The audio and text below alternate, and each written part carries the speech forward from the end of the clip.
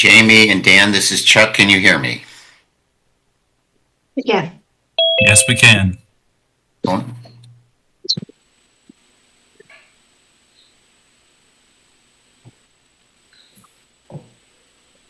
we have everyone here? Looks like I think I see most people.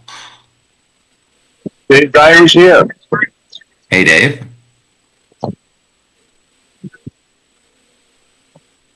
We have Marcy. I know Joe Bayusa's on the call. Looks like we do have Sharon Huttner. Fred Russo and Joe Chadwick.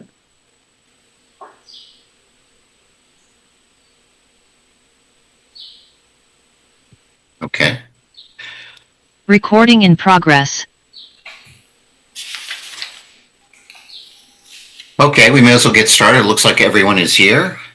We'll call this meeting of the Branford Planning and Zoning Commission to order. It is Thursday, July 9th, 2026, and I have about 7:01 p.m. We'll start by introducing members of the commission and staff. Commission member Joe Chadwick. Joe, are you here? And Joe, I think you're muted. Joe Chadwick is present and unmuted. Thank you, Joe.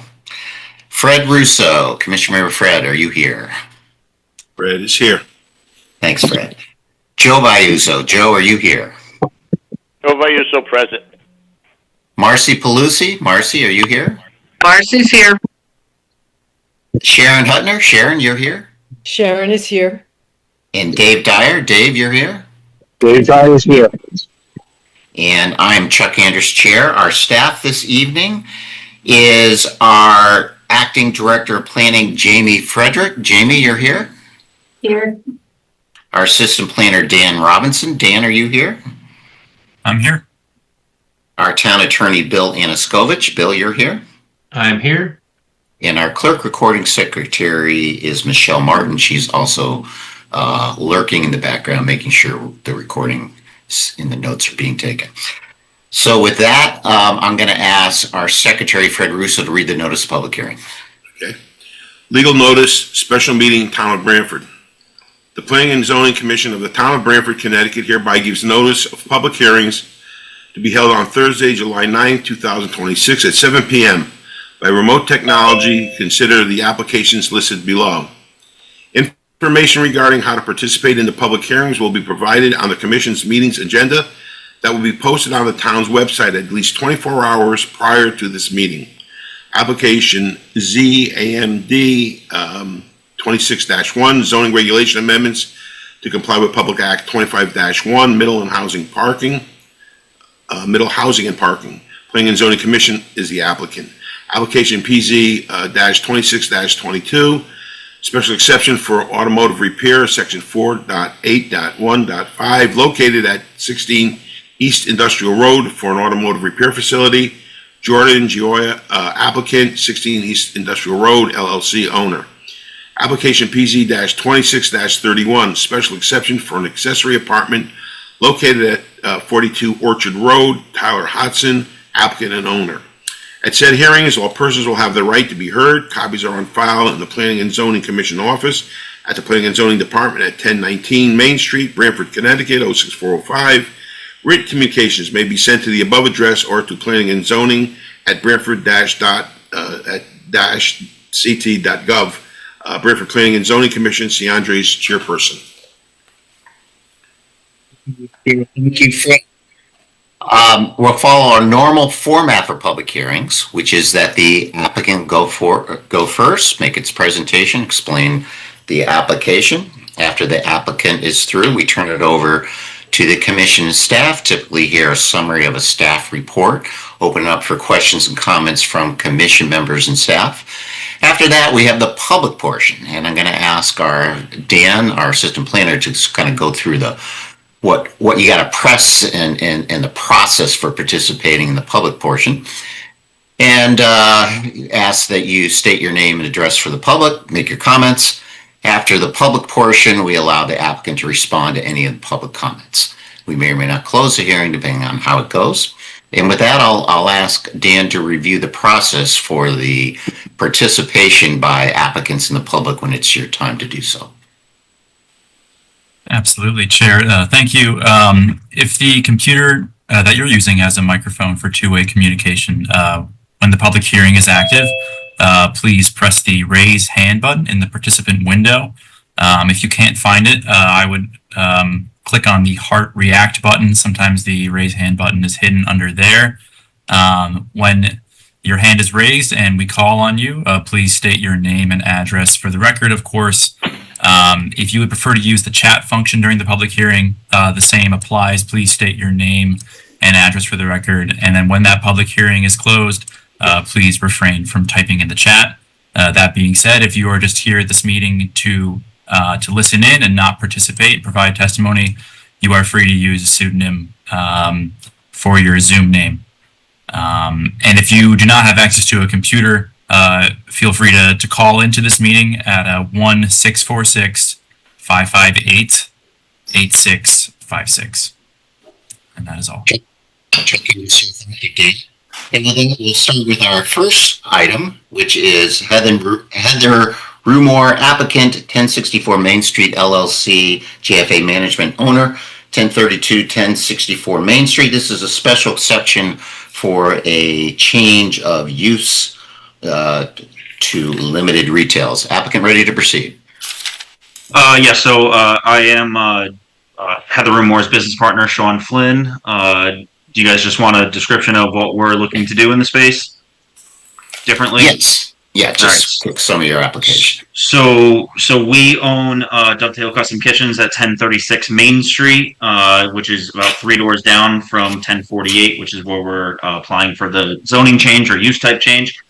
Essentially, what the space is going to be is an extension of our showroom. So we will show tile, wallpaper, faucets, more displays of cabinetry that we do sell.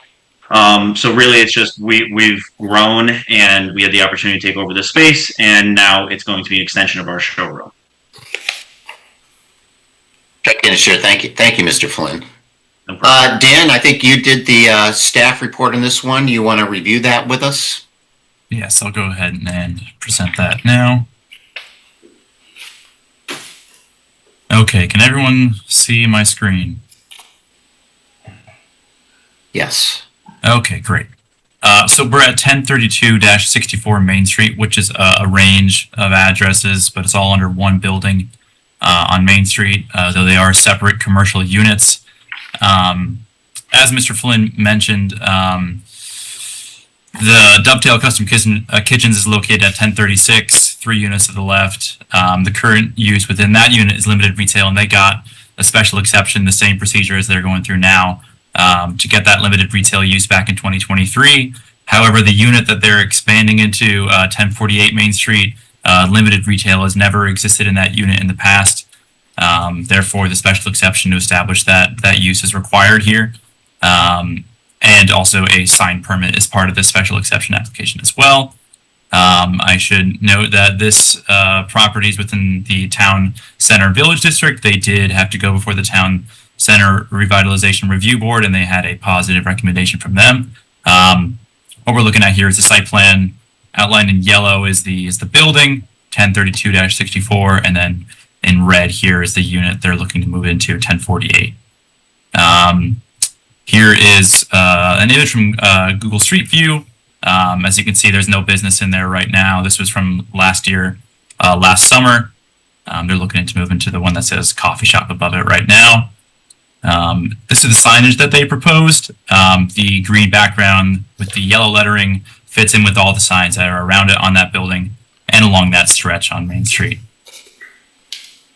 This is the floor plan. It's a little bit of a long image, so I'll try and scroll through it. They have a few desks in the back, and then, of course, the display for the cabinetry. And there are other items on display. It's household appliances and cabinetry, things of that nature. So the limited retail use does fit for how they're planning to utilize the space. And then here is the entrance down here at the bottom. Our bulk requirements, not totally applicable to this application, As there's no exterior work, they're really just changing the interior. This application is really just centered around the use. But that being said, they do comply with the bulk requirements for the BC Business Center zone. In terms of parking, the applicable standards are for retail and service establishments, and that stipulates that you need 1 parking space per 250 square feet of gross floor area. The previous use for this unit was general office, which has the same standard. Therefore, no new parking requirements are necessary, and the commission could not stipulate that they provide more. No grading and earth removal activities. Of course, all the work is reserved to the interior. The existing conditions are compliant for drainage and stormwater. This is really just an interior change. In terms of the special exception criteria is what we're really looking at tonight. The proposed use, in terms of its consistency with the plan of conservation and development, it applies to section 9.2, which is keeping Branford Center vibrant. This use would be harmonious within the development of the area. The property lies in town center. This exact use already exists 3 doors down. So of course, an extension of that within the same larger building would be harmonious with the existing development patterns that are along that drag. The only exterior changes associated with this application are the signage, and as I demonstrated above, the applicant has provided a sign mock-up that matches the surrounding signs for the other businesses. In terms of impact to traffic, a switch from general office to limited retail, there is no expected additional traffic that would cause concern. And because this property is located in the town center, people may choose to walk to this establishment instead of utilizing their car. It's in a more walkable area in town. And in terms of our reviews, other departments I mentioned above, they had to go before the town center board, and they happily provided a recommendation for approval from the Planning and Zoning Commission for the change of use and the associated signage. They found it to be harmonious, the design of the sign and the use for the area of town that we're in. The staff is going to recommend that the commission approves this special exception and the associated signage. This use already exists 3 doors down. There's no new parking that's required as part of this application. And they have that support from the town center. And these are my findings and conditions. The commission finds, based on the testimony application materials presented, that the proposed limited retail use and the associated signage would be consistent with the special exception requirements. And the only condition that, like the other unit, this special exception only applies to this particular unit that's being applied for, 1048 Main Street. Understand. Thank you, Dan. Questions or comments from commission members or staff before we open it up to the public? Hearing none, let's go ahead and open it up to the public. Does any member of the public wish to comment on this application? Dan, just give a quick reminder. What do they got to press? The raised hand button in the bottom middle of your screen. If you can't find it, please just unmute yourself and state your name and address for the record so we can know who's about to testify. So do you see anyone, Dan or Jamie? I do not. Okay, it doesn't look like there's any public comment on this. Does the applicant wish to make any further comments, Mr. Flynn? I don't believe so. Okay, and any additional comments from commission members or staff? Hearing none, then we will close this matter as a public hearing, and this may be something we can address later on at our meeting. Thank you, Mr. Flynn.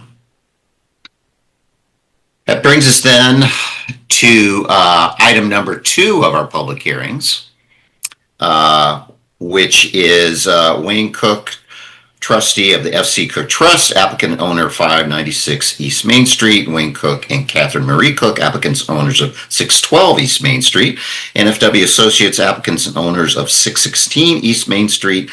It's at 596, 612, and 616 East Main Street. This is a special exception application for a hospital and also an application for associates grading under section 6.8. We opened this public hearing at our last meeting, and I believe there are a number of items that we had asked for additional comments. I think conservation easement, sidewalk, and there were some lighting and sewer questions and a few other WPCA and a few other details. So with that, is the applicant ready to proceed?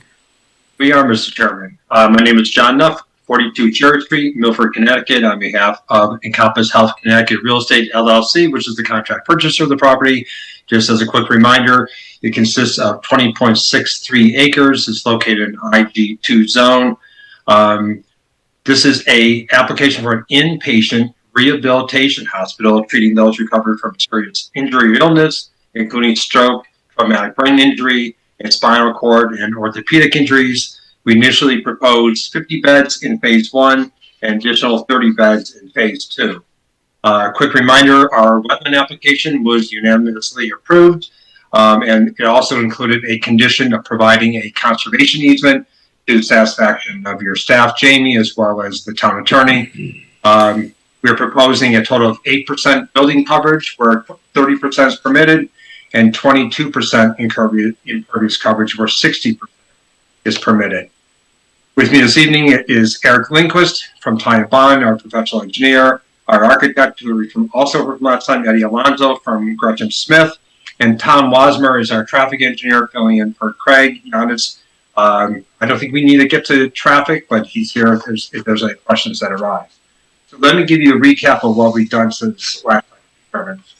We have filed our WPCA application, and Eric has had email exchanges and I think a telephone call with John Hufferly. So we don't see any concerns with regard to getting WPCA approval. We have submitted phase 2 floor plans, phase 2 elevations. We have revised our site plan to add notes regarding phase 2. It's about as simple of phasing as possible. It's simply replacing grass with that second phase. We provided an updated photometric plan that shows the building lighting as well. So we continue to comply with your lighting regulations. We have added the required 10% of parking spaces. We're providing EV infrastructure. And I think Eric is happy to talk about the depth of soil with regard to where the trees are going to be located. But if you want to skip over that, he's confident that there will be sufficient depth of soil. And to the extent that ledge might be encountered, it would be a simple, shifting of a location. But he's very confident, and he's happy to talk about it. But I'm just trying to make this. So let's talk about the conservation. We are required to provide a conservation easement in accordance with our inland wetland approval. I told you last time I have had good conversations with Julie Wagner from the Land Trust. I have had another really productive conversation with her, and we don't see any issues. But we are obligated to give a conservation easement either to the Land Trust or to the town. The thing that was raised last time was whether or not we would acknowledge a trail. As we all know, there is on the ground a trail that runs along the river. That is not, it hasn't been memorialized or recorded in the land records in any way. Importantly, after a lot of consideration, my client is willing to include in the conservation easement to the land trust provision for the trail. I've been spoken to Attorney Aniskovic about this, and he has assured me that because this is under the auspices of the Branford Planning Parks and Recreation Department, that there is an indemnity for property owners over whose property the trail goes. And so that was obviously an important component for my clients. And so after very careful consideration, they have agreed, subject to, further review and confirmation as to the indemnity, to provide for the trail, as well as making provision for someone from the land trust to park in our parking lot, walk down to the conservation easement, access that, and make sure that there's nothing untoward going on. And we're very confident that given the status of that property and the condition of that property, that it will be maintained in its current configuration for, forever, frankly, not just for the foreseeable future, but it will be conserved, and so nothing will be taking place on that property. So I think that puts to bed the conservation easement. We will continue working with the land trust and Attorney Oskovich and with Jamie to finalize that once we have all of our approvals. The last question was with regard to the sidewalk. I told you last time we are willing to provide an easement to the town for the construction of an easement. I know there's some discussion regarding whether it was required or not. It's my view that because the regulation refers to the POCD, the POCD is a guidance document, and there are different tiers of priorities of sidewalks in the POCD, and it is not a strict requirement. I think given the context of the fact that we have a large wetland on our western property border, we have a fairly large pond on the eastern border, that making provision for an easement or a sidewalk to be constructed at a later date is sufficient for complying with, to the extent that there is a requirement with regard to sidewalks, you will comply with that. There's other opportunities in the area. It is unclear from reading the POCD, for instance, if everyone on both sides of every road that's identified is going to have to construct a sidewalk. And I think that sort of points out the nebulous nature or the vague nature of the sidewalk preference, I'll call it. So we're happy to discuss anything in depth. Eddie Alonso, as I said, our architect is here. He can walk you through the floor plan or the elevations of phase 2 if you think that's required. And Eric is happy to answer any questions. Chuck can just share. Thank you, Mr. Nuff. First, I know that we had a couple commission members who were unable to make the last meeting. Fred Russo. Fred, have you had a chance to review the tape of the last meeting? I have. Yes. Yes. So you've reviewed that tape? Yes, I have. Excellent. Okay. And Marcy Pelosi. Marcy, how about you? Have you had a chance to review the tape? Yes, I'm actually trying to study the planting plan since you singled me out for knowing plants. So I think I'm up to speed on that as well. Okay, great. So with that, let's turn it. I just want to get that on the record. So does staff have additional comments? I know, Jamie, you did the report on this. Do you have additional comments on? I know you had a number of details you'd raised in your initial staff report as well. Sure, Jamie Frederick, acting director. So I did not do an updated staff report. Materials came in yesterday afternoon and today. I did have a chance to take a quick look at them.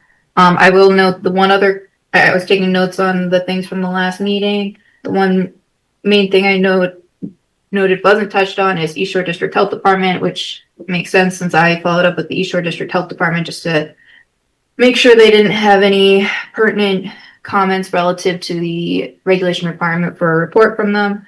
The local health district doesn't have any jurisdiction over the location of this facility. Their jurisdiction would pertain purely to any food service at the facility, and that would be reviewed at a later date. No further comments from them. And I think that Nuff has spoken to a lot of the points that I had kind of open-ended in the staff report as of its last writing. Okay. And I understand you just got some stuff yesterday and today. Is that right, Jamie? Yeah, so I think that was outlined by Attorney Nuff. We have received a revised floor plan, architecturals, and phasing site plan regarding phase 2.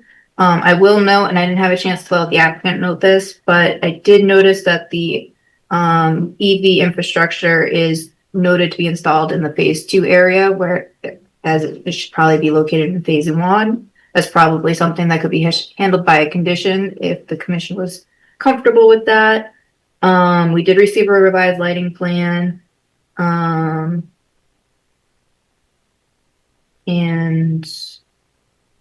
as noted, the commission wants additional information regarding the appropriate soil conditions for the planting plan that can be provided by project engineer. I think that's. Oh, and we did receive a copy of the WPCA application that was submitted. Okay, thanks. Can I, Mr. Anaskevich, can I ask you a question? There was a question that Mr. Nuff gave an opinion about the sidewalk issue, that since it refers to the plan of conservation and development, which I think does locate this as a sidewalk area, but that the plan, the PLCD is itself an advisory document, that therefore it is also a recommendation, but not an obligation. Or do you have do you agree with his interpretation, or what are your thoughts on that? Thank you, Chuck. Bill Anaskevich, Better Salzman Town Attorney. I do to an extent agree with Attorney Nuff, and I would characterize it, and I think he raises a legitimate point that I think is important for the commission to recognize. I believe that Section 6.15D does contain mandatory language. The operative regulation says sidewalks shall be required along major highways. The second part of your definition, however, which you can't ignore, is in accordance with the Plan of Conservation and Development and Transportation. And so while the language of the regulation is mandatory, it doesn't specify the particulars of implementation. Those particulars would include the exact time of construction, the required width, alignment, grade, materials, whether the compliance could take the form of an immediate build out or could be deferred, or how the commission should proceed where site constraints make immediate construction less practical. I think it's important that in this case, he notes also that the wetlands and the pond, which directly impact the area where the sidewalk would be called for, make this a much more difficult and challenging situation that would suggest that a deferred approach to implementation that could be accomplished through an easement would be a more advisable way for the commission to go. And so I would not want to argue that Section 6.15D isn't obligatory. I think it's mandatory. I think shall means shall. But I also think it's a two-part definition. And I think that the implementation aspect of the definition is left open-ended, and it refers to a document, the Plan of Conservation and Development, which is in effect a conceptual and corridor-oriented, not site-specific or parcel-specific document. The POCD says that the map identifies some potential sidewalk priority areas. Potential. It says your Plan of Conservation and Development says potential sidewalk priority areas. It defines priority 3 as areas within a quarter of a mile of a transit route. It then goes on to say that the anticipated pedestrian bicycle committee will update and refine this map, suggesting that over time, the question of where sidewalks would be located or would be advisable is something that is going to change or could potentially change over time. All of that precise language is super important because it shows that the POCD's pedestrian network is a planning framework and not a fully engineered frontage by frontage mandate. All of that, I think, supports the idea that where you have a situation in which a set of constraints related to a particular parcel make immediate implementation challenging or difficult, the more advisable route is to go the easement route. And I believe that we could work with staff to develop a condition that would satisfy the obligatory nature of 6.15, as well as provide for an opportunity for us to work out how to best do this most efficiently and most effectively going forward, given the site constraints. Thank you, Mr. Anaskevich. I sort of have two questions with respect to that. One is the big issue is, I think on the adjacent property we did require sidewalks. My concern is that if we require it for one, we need to have some consistent policy. On the other hand, I do also require recollect that in the past, and I have to go way back, and Joe Viuso, if you're listening, I don't know if you go way back, I'm pretty sure that we have deferred that requirement in the past. That we say 5 years or so, gone up to 5 years as to when you would have to do that. The question I have is that if we require it for someone else, and not just we get an easement, but they actually do it, that there be some either deadline to do it or some funding to do it. So those are my concerns. Otherwise, it seems to me you're creating precedent. That if, and I understand that there's site constraints about wetlands and so forth, and to me that's a reason for deferring it, or just so they can occupy it, and there may be other things that may have to happen to make it feasible. But my reluctance is to just say an easement here only here could also be a negative precedent. And I know we did receive some testimony at the last public hearing requesting the sidewalks, from the bicycle committee and so forth. So Yeah. Anyway. I mean, just to your 2 points. First, I think you've articulated the basis for making the distinction between different applications, and that has to do with site constraints. I think that the record of the inland wetlands public hearings amply demonstrate the constraints that are imposed on this site that aren't present in other places where you've simply required immediate implementation. The question here is not whether, but how, and I think that should turn on site specific and properly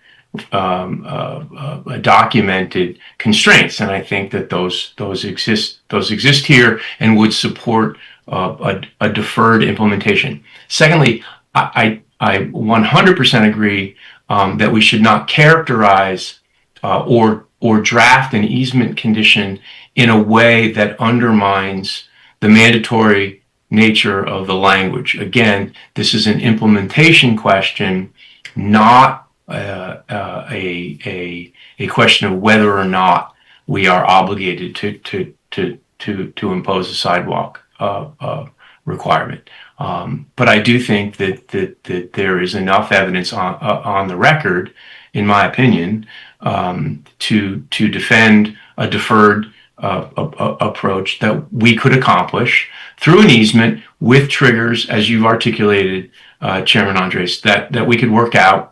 I think we could condition the easement based on satisfaction to staff and town council, and we could work through that for purposes of developing a resolution that would be satisfactory to the extent that the commission felt that was appropriate. Certainly, and we'll get some more questions in a bit, I'm sure, here, and we hear what other commission members think. But where are the wetlands? Is the whole frontage an issue, or is it just part near the wetlands? Where's the particular issue? Jamie, maybe you can help us with that. Yeah, Jamie Frederick. So there's a pond on the eastern portion of the site. You did comment about the abutting property having sidewalk. You can see a little stub to the west of the driveway going into the YMCA property. And then we've got this pond, which I'm going to zoom in a little bit. You can see that there's a pole that would be in the way of the sidewalk continuing straight. And then if the sidewalk were to continue straight, it would also have some direct wetland impact. There's this other existing stormwater structure that provides some complications. And then I believe on the west side, the applicant has indicated that some of the topography makes it a little bit challenging. In addition to, there's another wetland set further back that's still somewhat in proximity to where the sidewalk would go, but would likely not have direct wetland impact associated with a sidewalk installation. Okay. So there is a chunk where there is no wetlands, it sounds like, but I understand on either side, mostly on one side, it sounds like there's the site constraints. Okay, and there's some topography issues there. Okay, well, that's something we can review further. Let's questions and comments from commission members before we open it up to the public. Who we got? Sharon, I see your hand up. Yep, Sharon Hutner here. I'm not an engineer and I don't know whether this is feasible, but I have been in places where there have been boardwalks that have been constructed over wetlands and connected with sidewalks. I'm sure the architects in the room can respond to whether that's feasible or not, but it's just a suggestion. Chuck Ennis here. Thanks, Sharon. Other questions, comments from commission members? Marcy? I'm looking at the plan now, and there's the property 620 East Main Street, which seems to not be part of the project, that is situated, has access before the pond, before you get to the Y. So is that owned by Encompass? And why would we be requiring them to put sidewalks on an area that isn't their property? And then if you look to the far west of their site, I mean, I just got through going up and down the street on Google Maps, and the western part of the site is very steep as it relates to the road, and with the wetland on that side, it's kind of like a sidewalk to nowhere. What I was focusing more on is where the bus stop locations were, and whether the 100 or so staff would be taking the bus to this property, or would they be driving, and is there a need to have a bus stop in front of the property, more so in my mind than a sidewalk? Because there's also the space across the street that the grade is much more appropriate for sidewalks. And if the purpose of the sidewalk is to be tied to public transportation, then we have to look at where the bus stops are located on the plan relative to that.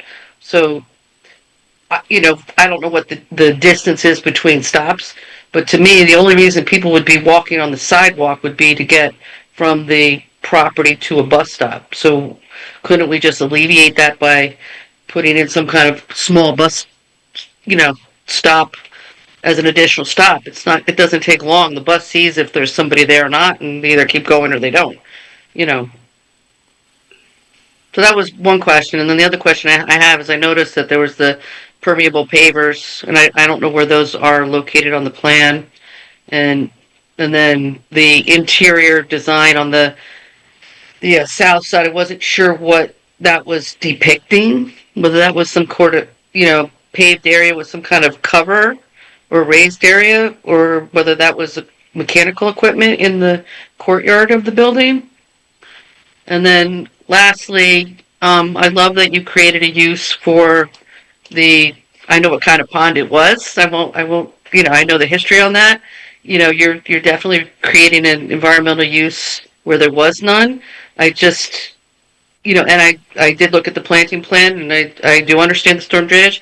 I think the question would be, I know there's, a good amount of grade between the Fort Bay, and you had to deepen the pond for the storm calcs and all that, but, is there a way to soften the grade so that the fence isn't required, so that we can have it be a more environmentally, a more environmental water quality basin, as opposed to just, wrapping a 4-foot fence to keep everybody out of the retention area? And I know that standard civil engineering practices to fence it, but I just find that to be quite ugly if we can avoid it. I would love to see some creative thinking in that vein. And those were really my questions. Thanks, Marcy. Does the applicant want to respond to any of those questions right now? Sure. My guess is Eric can address the pond issues. And I know that Commissioner Belluzzi said that she had listened to our first night of our hearing. I would tell you, just as a reminder, that the pond and now the stormwater basin was something that was, frankly, the focus of 75% of the hearing. It was carefully scrutinized not only by staff, but also by the Wetland Commission's peer reviewer, and they, frankly, thought it was a brilliant idea to repurpose the pond into a stormwater basin, including the manner in which Eric had proposed. In terms of the rest of the stormwater discussion, I'll let Eric respond to that. If I could interject, I don't disagree with any of that, John. Okay. I just know how things get engineered, and I know it's just a barrier for wildlife, and I'm just wondering if there's a way to take that volume and not have such a controlled steep edge to perhaps, and I know it's probably a wetland issue, so it's probably for not. I say this more for all projects than just this one, because it's a personal pet peeve I have between engineering and the other. But it would be nice if it wasn't just a straight slope to get to the depth that you need for the volume. And I did review the planting plan. I think the planting plan is excellent. And, my response to the, native plantings versus not, I would just remind people that it's farmland and you're introducing a very large amount of species that are going to help the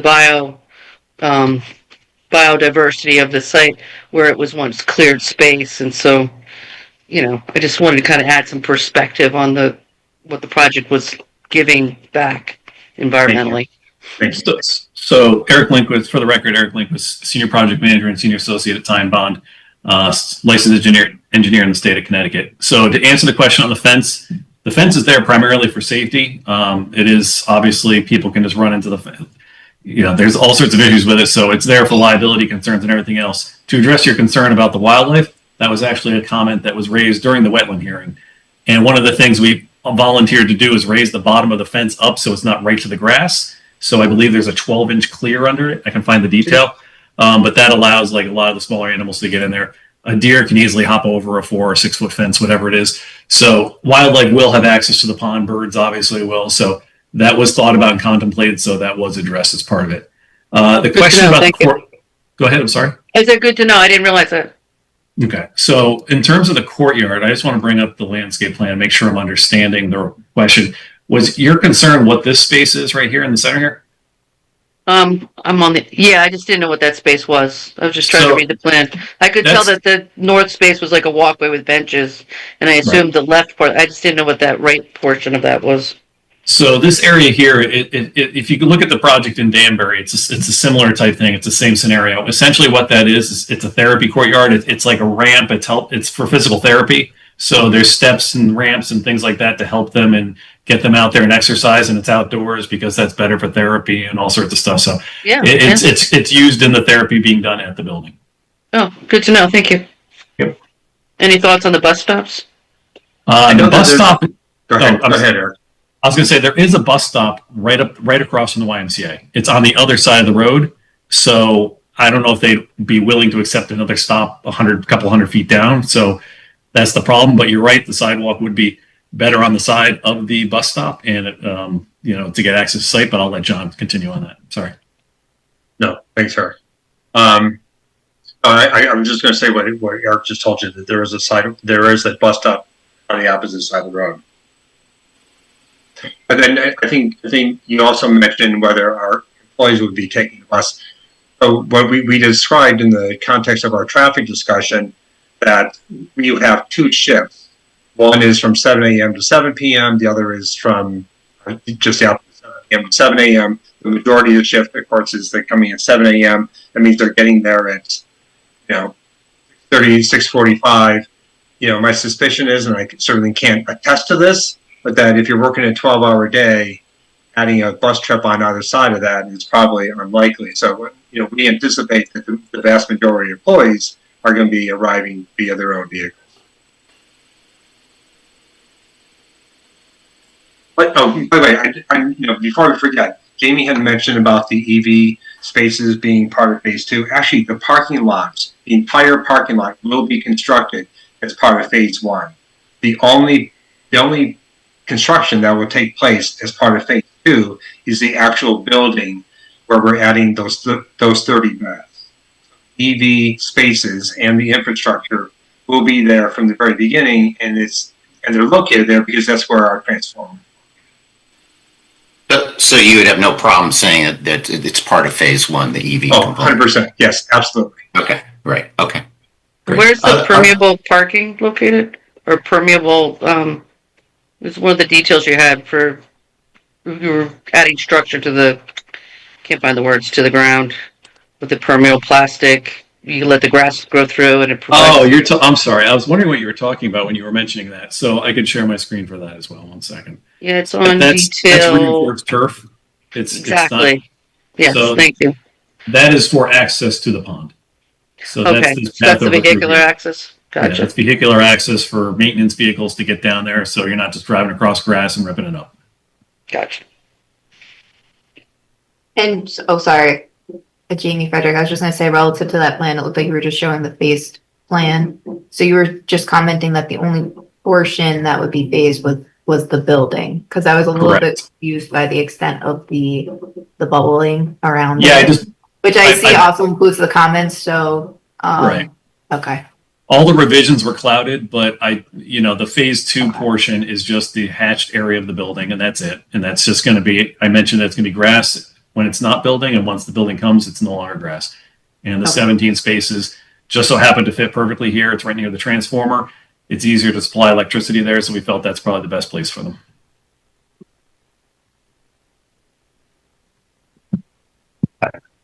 Chuck Anders, Chair. Other questions, comments from commission members before we open it up to the public? Chuck, Fred Russo?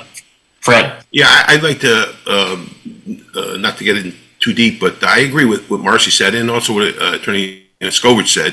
I also have not been around as long as Joe Vayuzo.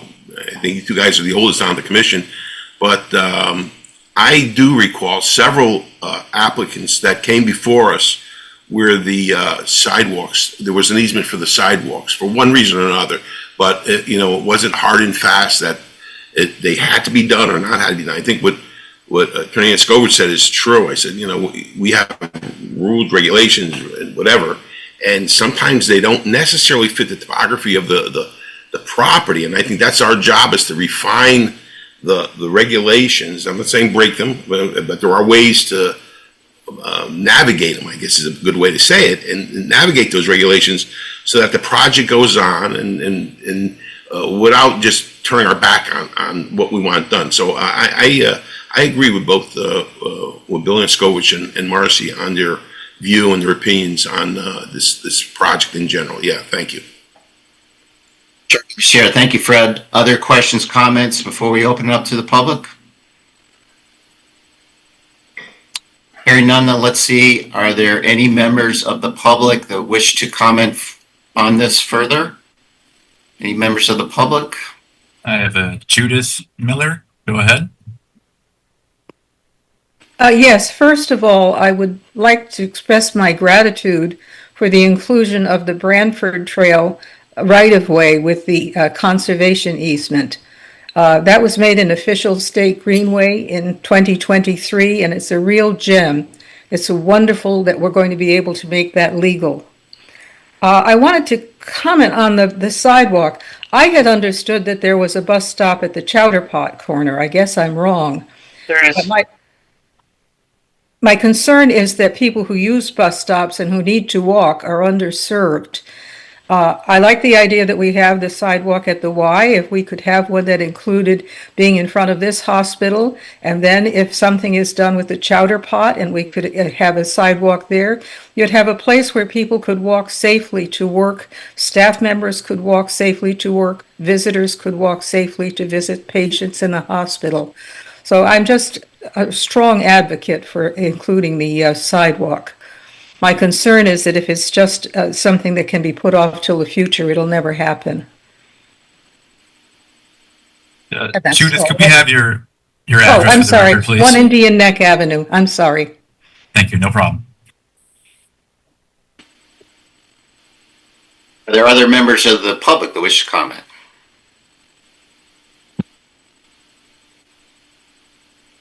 Okay. Once again, please. Yes. If you had testimony, press the raise hand button, and if you can't find it, just unmute yourself and state your name and address for the record.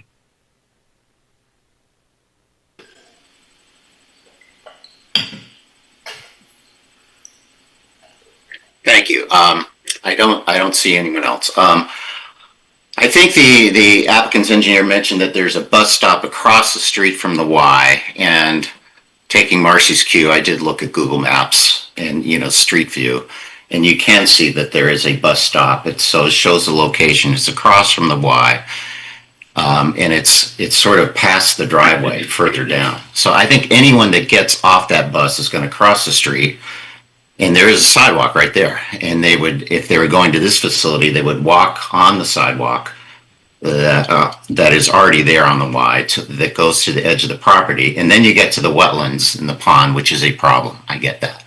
And there's got to be some way around that. But then, after that is a lot of the property. It still seems like there is areas where the site constraints don't exist. That there are parts of the property, at least, that you could put a sidewalk on. But and again, my issue is that we are requiring for the adjacent property owners. But I understand because of site constraints, there could be limitations that could be addressed either by delaying the period or getting an easement or something else. But anyway, I'm just mentioning that as well. I wanted to add that to the record because I did take a look to see that where that bus stop is and that there is sidewalks right across the street from that. And if you go to your property, you're going to walk on those sidewalks. So, so thank you for that. Marcy, you're muted. My Google Maps shows the bus stop across from the existing, the old pipe, the old, I forget what it was called, where the original farm was, Bishop's Farm. Is it Bishop's or is it, I forget the name. And then another one on the same, Hilltop, thank you, God. And then another one on the same side of the street as the Y. But nobody answered, and maybe I missed it, who owns the pond, because it looks like it's still owned by the trust, the Cook Trust. Oh, no. I'm sorry. I'll correct that. And I'm sorry to interrupt. But no, so yes, the property is currently owned by that property owner, but it is under contract to us. So. Okay. So you would be responsible for making that connection at the pond. But I do, looking at the grade and driving along the street from Google Maps, the grade does appear much more even on other ends for across the street for a sidewalk to occur. That's just my opinion. And there does look like there's a bus stop that's not directly across from the Y, but that they're staggered. So, obviously it's for the flow of whichever direction you're coming from. But anybody taking the bus, it will lead to them crossing the street. And I would just ask people to think about, they're not walking from one parcel to the next. They're taking the bus and getting off a bus stop. So if the bus stops are frequent enough that they can get to the major users with the crossing situation, that to me is more the way I'm thinking about the need for a sidewalk, and the site conditions, not walking, it's where the bus stops are driving it. Sorry, I'm babbling, but go ahead. Thank you, Marcy. I did notice one raised hand, Lauren Brown. Ms. Brown, do you have a comment? Yes. This is in relation to what Commissioner Huttner mentioned about boardwalks. Just yesterday, I was down in Milford, in the Milford Point area, Milford Point Road, and there's a sidewalk, and then there's a salt marsh or tidal wetland, and there's a boardwalk that crosses the tidal wetland and then joins a sidewalk on the other end. And I actually saw somebody walking on it too. So just wanted to pass along that information. Chuck and sure. Thank you, Ms. Brown. Okay, I think that's, we've heard from the public. Are there comments? Mr. Nuff, additional comments from your team? I think we're good, Mr. Chairman. As always, we appreciate the staff's and the commission's diligence and attention to our matter.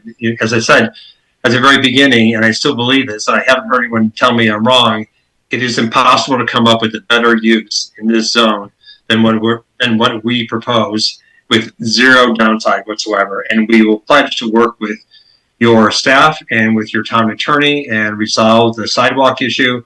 I don't think there's any danger, given the quality of your staff and your town attorney, that we will continue to work with them closely and make sure that there is provision for the things that we discussed, not only the trail, but also figuring out the sidewalk as well. I'm not concerned about precedent. It's sort of interesting. We were talking about this the other day, Mr. Chairman, that, we often hear about people saying, well, if we do this, it'll set a precedent. I have never once uttered precedent. I've never heard another person say, well, you did it here, so you have to do it there. Maybe it happens on a different level, but I think with the adequate drafting of easement to the town for the sidewalk, you can ensure that the only precedent they'll be pointing to is something that the town will be having. So again, I appreciate all your attention. Thank you, Mr. Nuff. Other comments from commission members or staff before at this time? Hearing none, then I think we can close this matter as a public hearing. We can talk about it a little bit. We're not going to vote tonight because we want to get a good resolution and there's, give some direction to staff. But I think hopefully we can have a discussion and then see how we want to frame it. And then with the expectation that probably at our, we have a written resolution for our next meeting that we could vote on. So perfect. Thank you.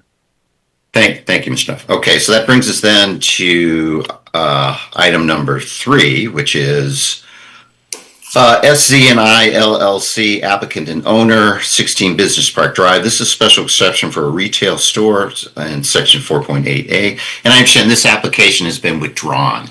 Is that correct? Why does someone, Branford Land Trust, with a hand raised?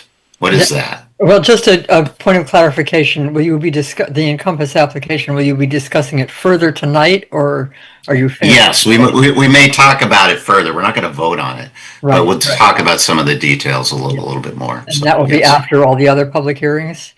Correct. Yeah. Okay. We'll bring back. Yeah. Thank you. You betcha. Right. Okay. So item number 3 has been withdrawn. Is that correct, Jamie and Dan? Correct. Yes. Okay. So now we can move on to item number 4, which is a Planning and Zoning Commission is the applicant. This is a zoning regulation amendments to comply with Public Act 25-1, middle housing and parking.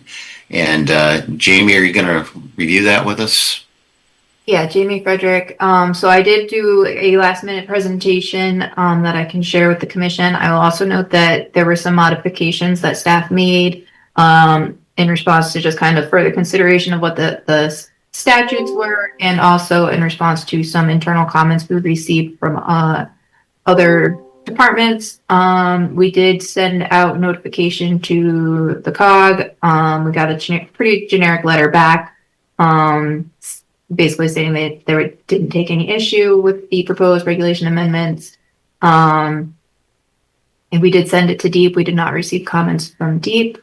And just wanted to point out that the initial drafting of the regulation amendments was done with Tyche, as they were working with us in a consulting role.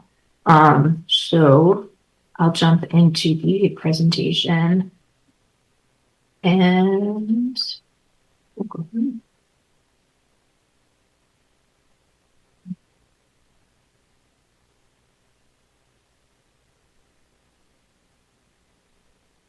All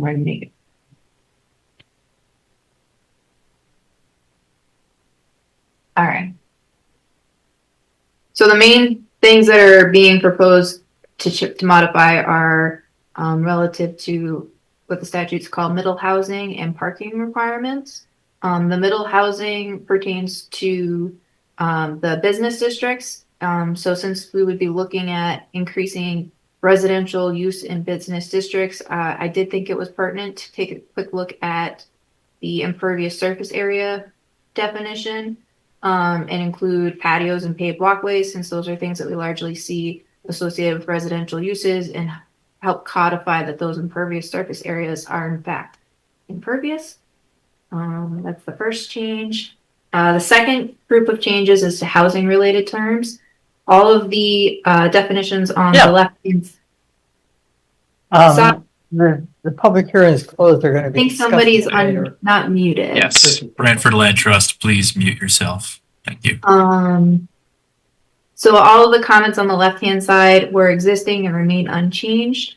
All of the definitions on the right side in the blue box were added, and they're added in alignment with section 8.1A of the Connecticut General Statutes. We did get some comments from the building official pointing out that they didn't align with the building code, which unfortunately there's not a lot we can do about differences in drafting at the state level. Another new term that we're proposing to add is a definition for summary review, as the state statutes require that middle housing be reviewed by summary review. So we're looking to establish what that process is. And we're looking to define it as a process of reviewing an application for site plan approval without requiring a public hearing to be held, a variance or special exception be granted, or some other discretionary zoning action be taken, other than a determination that such site plan is in conformance with the applicable zoning regulations and that the public health and safety will not be substantially impacted. And I kind of copied the most relevant part of the statute below for your reference. So section 4 is our business districts. We are proposing to modify districts, center business district, mixed use district, restricted business, local business, and local business hybrid to align with the statute modification. We are not proposing any changes to the general industry IG1 or IG2. We're also not proposing any changes to Commerce Park, as industry zones are excluded from the mandate. The changes we are looking to make are to adjust the purpose to help align with what the nature of the statute is, and we just changed lot area per unit to lot area per dwelling unit for clarification. And we also added lot area per dwelling unit where it was not defined in the districts which were modified. So the modifications that were made to specific districts include restricted business. We just added to the purpose under 4.3A, creating a harmonious mixed use district to kind of help codify the residential aspect. Modification to local business district. Again, we added mixed use to codify that residential component. Also, there was no defined area for lot area per dwelling unit. So we applied 4,000 square feet, which is essentially I think it's the lowest standard that we had for a business district, just to have a number. Local business hybrid rear. Again, minor modification to the purpose to insert mixed use. And again, we defined the lot area per dwelling unit at 4,000 square feet, where none existed previously. Section 4.8, our table of residential uses. We made a couple of modifications to align with the statute changes. We took the multifamily and replaced it with multifamily 10 units or more, which remains unchanged. And then we added middle housing 2 through 9 dwelling units with a reference to a newly created section that outlines the review process for middle housing. And we defined it as site plan approval in all the districts in which it would be applicable. As you know, IG1, IG2, and CP, it's not permitted. We did remove 2 family dwellings since it's within middle housing. I think that summarizes the differences there. So the other aspect of the changes are parking. So there was the addition of a parking needs assessment for Connecticut General Statute 83N. So what we did was we took our existing 6.5D section outlined in this red box, and we added a number 4 regarding parking needs assessment. I won't go into reading the full thing, but essentially it allows for a developer to provide an assessment that speaks to the needs for the parking on site for consideration by the commission in regards to review of parking compliance. And then parking requirements, we did update the parking requirement table because there was also a change that essentially any residential use with 16 or less dwelling units cannot have minimum parking requirements. So we, again, kind of regrouped things to align with that number. It is different than the middle housing number. So multifamily dwellings, 2 to 6 units, no parking is required. And then 17 units or more, we keep the parking requirements the same as they were before. And then I again copied the statute that pertains to this slide and the previous slide regarding those parking changes. And then this is section 9.16. It's a new section that we are proposing to help outline the process for reviewing a middle housing project. So we start off with the intent of the section and the applicability. So this would apply to developments that include between 2 and 9 residential units contained within 1 or more buildings when proposed in zones as outlined in section 4.8. So it's going to be middle housing, which is residential containing 2 to 9 dwelling units, and mixed use developments that contain 2 to 9 residential units and 1 or more commercial, public, institutional, retail, office, or industrial uses. And then we just note that mixed use developments containing 10 or more residential units are governed elsewhere in the regulations. Section 916C goes over the procedure, specifies that applications must submit certain information for the commission's review and consideration, kind of high level in this location. And we get into more detail further in the section. I think that it's important to note in particular that Town Center Village District and Stony Creek Village District review would still apply. And the statute does carve out for the commission can deny an application when a substantial adverse impact on public health or safety is determined. To kind of help ensure that there's some criteria, given that this is to be a non-discretionary process.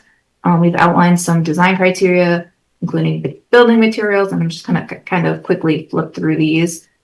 Roof materials, building elements, roof types, unit configuration, utility and mechanical applications.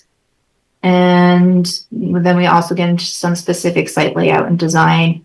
Parking shall not be located in the front or side yard.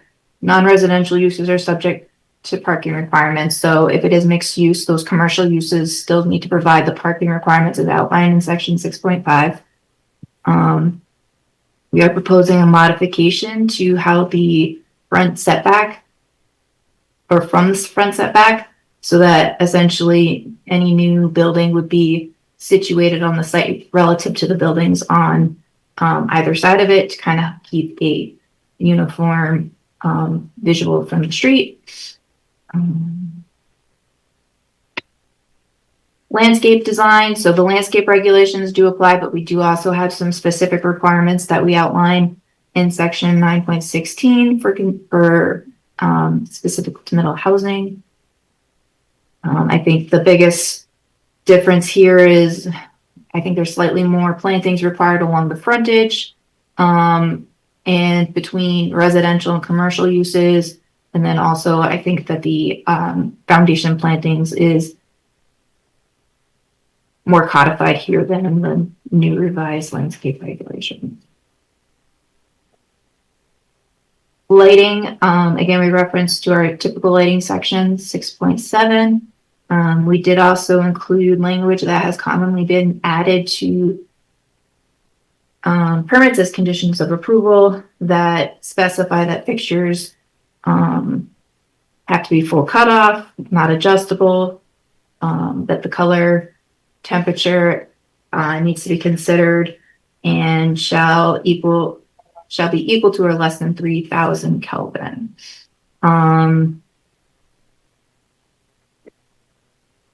Stormwater drainage, again, we're deferring to section 6.9, but we're also specifying as requested by the town engineer that section 6.9 shall apply if post-development impervious surface ratios exceed pre-development proposal conditions. So if there's an increase in impervious surface, they have to provide drainage information for section 6.9. open space and resident amenities, proposing that at least 500 square feet of green space shall be provided on the lot for each unit proposed, and refuge areas shall be provided. And then we do have building design examples for developers' considerations, and additional standards for the center business and restricted business districts, where a project concerns the redevelopment of a building with an existing storefront, then 50% of the ground floor along the public right-of-way shall be maintained for commercial uses, such as retail, food, or indoor recreation, to help keep that walkable commercial corridor available. And then 9.16H, administrative adjustments. This is the carve out we have for modifying any of the criteria above, should any of them not be obtainable for specific development for any particular reason. So that's a quick run through everything. Any questions? Joe Chadwick speaking. Why do we feel like we need to inflict an opinion in architectural design? So, Jamie Frederick, the reason why we proposed design criteria again is because this is a non-discretionary process. So if the commission wants to have any say in what the design looks like, you would need to have it codified in the regulations. So we kind of tried to put a whole package together that was generally the minimum. That is, I would say, not something that's essential for the commission to adopt to comply with the state statutes. It would be something the commission could choose to adopt if you thought it was important to your review of these applications. Yeah, honestly, I think they are so problematic. I mean, I'm sitting here kind of privately gasping at some of this stuff. To put vinyl siding in the category of high quality, durable building materials is frankly crazy. I mean, just simply crazy. And the fact that we have 2 stone veneers listed on the table of acceptable exterior materials, we do not have natural wood shingles included in this. We have no clear opportunity to allow for certain kinds of contemporary construction that rain screen construction that are becoming more and more important with the trend of the energy code. I mean, it's just we're just stepping into like really crazy territory. I mean, the design examples are, and I'm sorry if I'm hurting anybody's feelings who picked this out, but they're either generic or insipid, and I don't find them that helpful.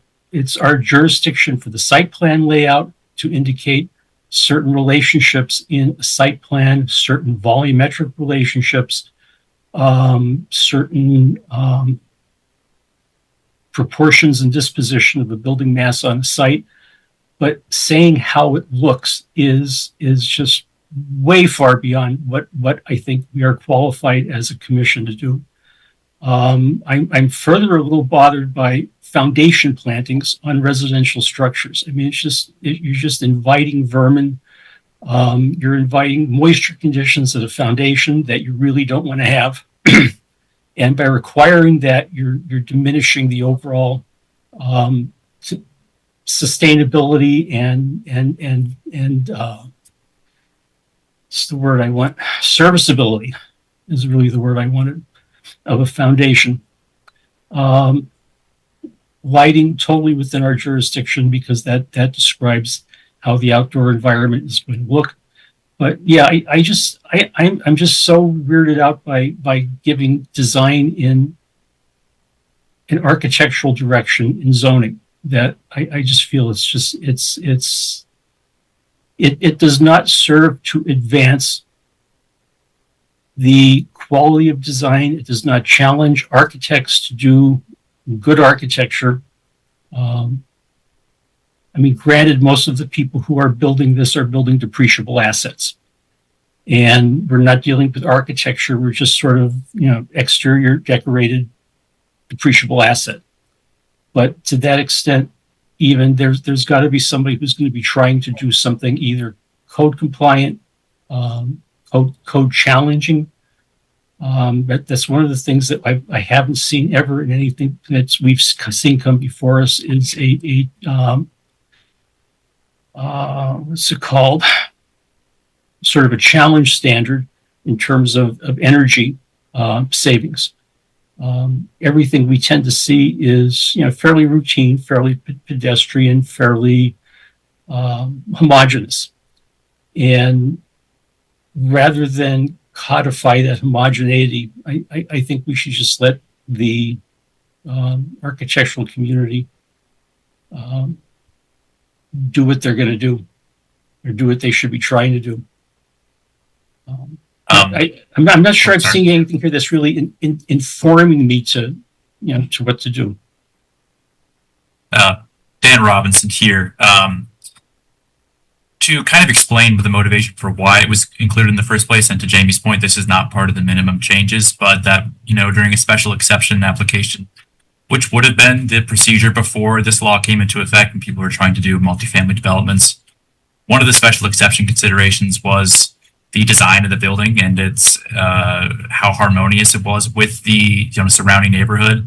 I think this was kind of in an effort to keep some of that design standards within a summary review process.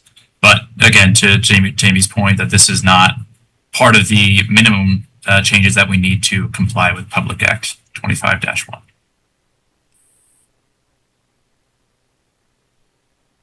I mean, looking at the example buildings, I'm trying to think of where around town I have seen most of these. I mean, some of them are condo forms. The one multiplex down on the left is really a sort of New Haven, Bridgeport building type. And it has a flat roof, and the example roofs are all pitched roofs. So there's a continuity to all of this that is not 100% thought out. And if we want to get into doing that, I think we should put it off and maybe add it later, because I understand the pressure in complying with the statute, and we should probably go for the minimum qualifying data for the statute. And if we want to come up with a set of design standards, that would be, sort of should be a separate formulated task.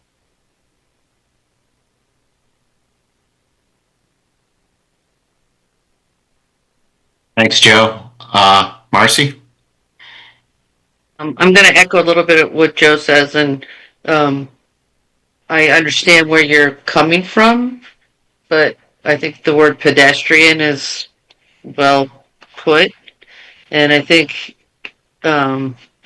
if we're going to require a design standard, we need to hold it to a much higher standard and vague enough that it gives the architects room to be innovative, and because these buildings are housing more volume, like I think of the old theater building as a prime example as a good infill kind of mixed use project, where you've got the brick structure, you got the solid materials. I'm part of the problem in some of the things I've designed in town, because I have to answer to somebody who just wants to put in a quick vinyl sided kind of structure. And if there was something in the reg that required, say, hardy plank, you'd have a much more durable, longer, a better quality, which I think would attract and preserve the nature of the downtown better, which is where I think this is going to be most impactful, walking to the train station and so forth, and I think it happens, and I'm not just saying just for middle housing, I'm kind of saying for all of our, we're seeing a lot of pressure for these, bigger housing projects, and I would love to see the regs, hold the quality of building materials to a higher standard, and that might create a case where they want more units to offset the cost of that, or it might encourage them to not have so many units. I'm not sure which, but I do agree with Joe that we need to encourage professionals to do a more professional solution and, have the regulations support that. I had a picayune kind of question about the coverage because in the beginning, because I don't think I was quite following what was happening, but the coverage related in the existing, it says that driveways, whether paved or unpaved, well, unpaved would imply pervious, so why would it have to be counted towards? I guess the coverage is different from impervious. Is that where my confusion is?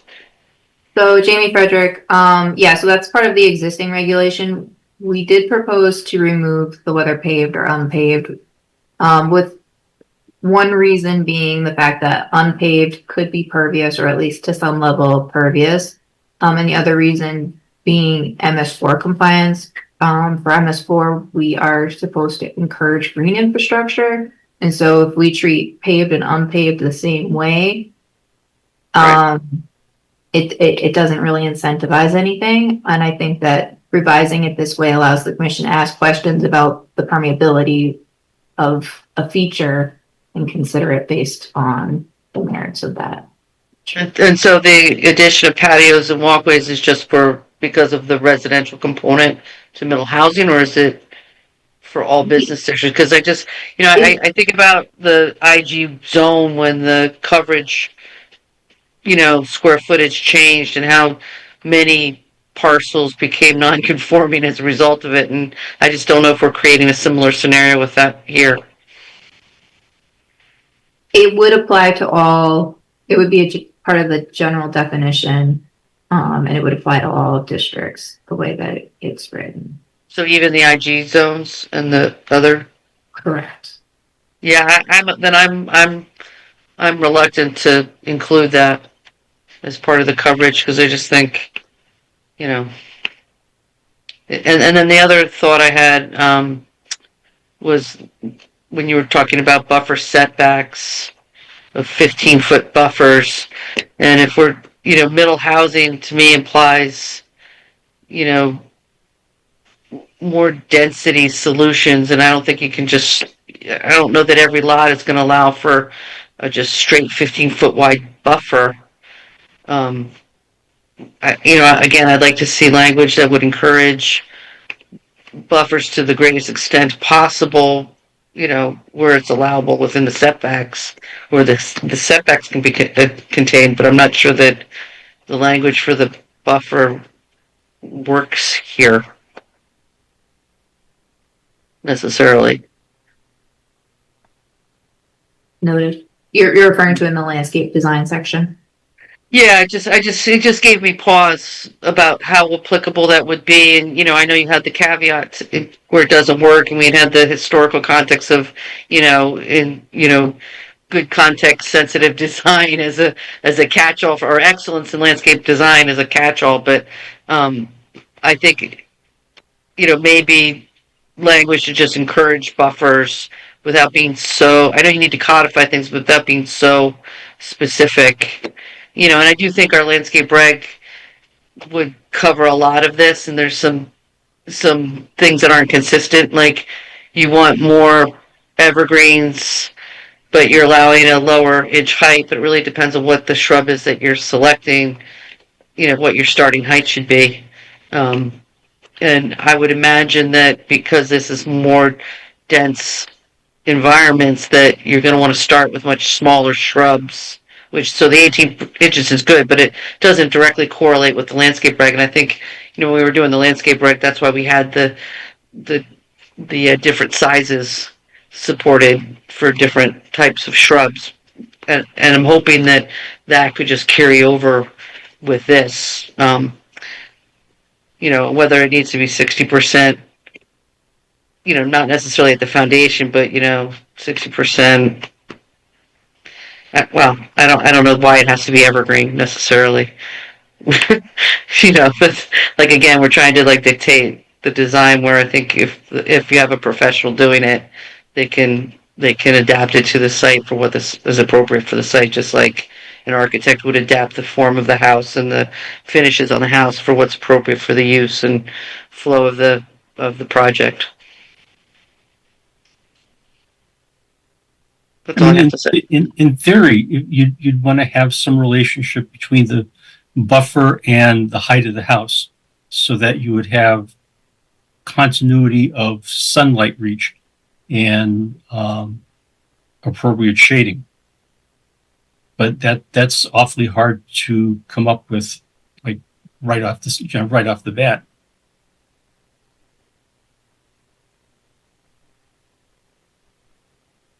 Yeah, and I would just question whether our street tree spacing, in the regular landscape reg isn't sufficient for this.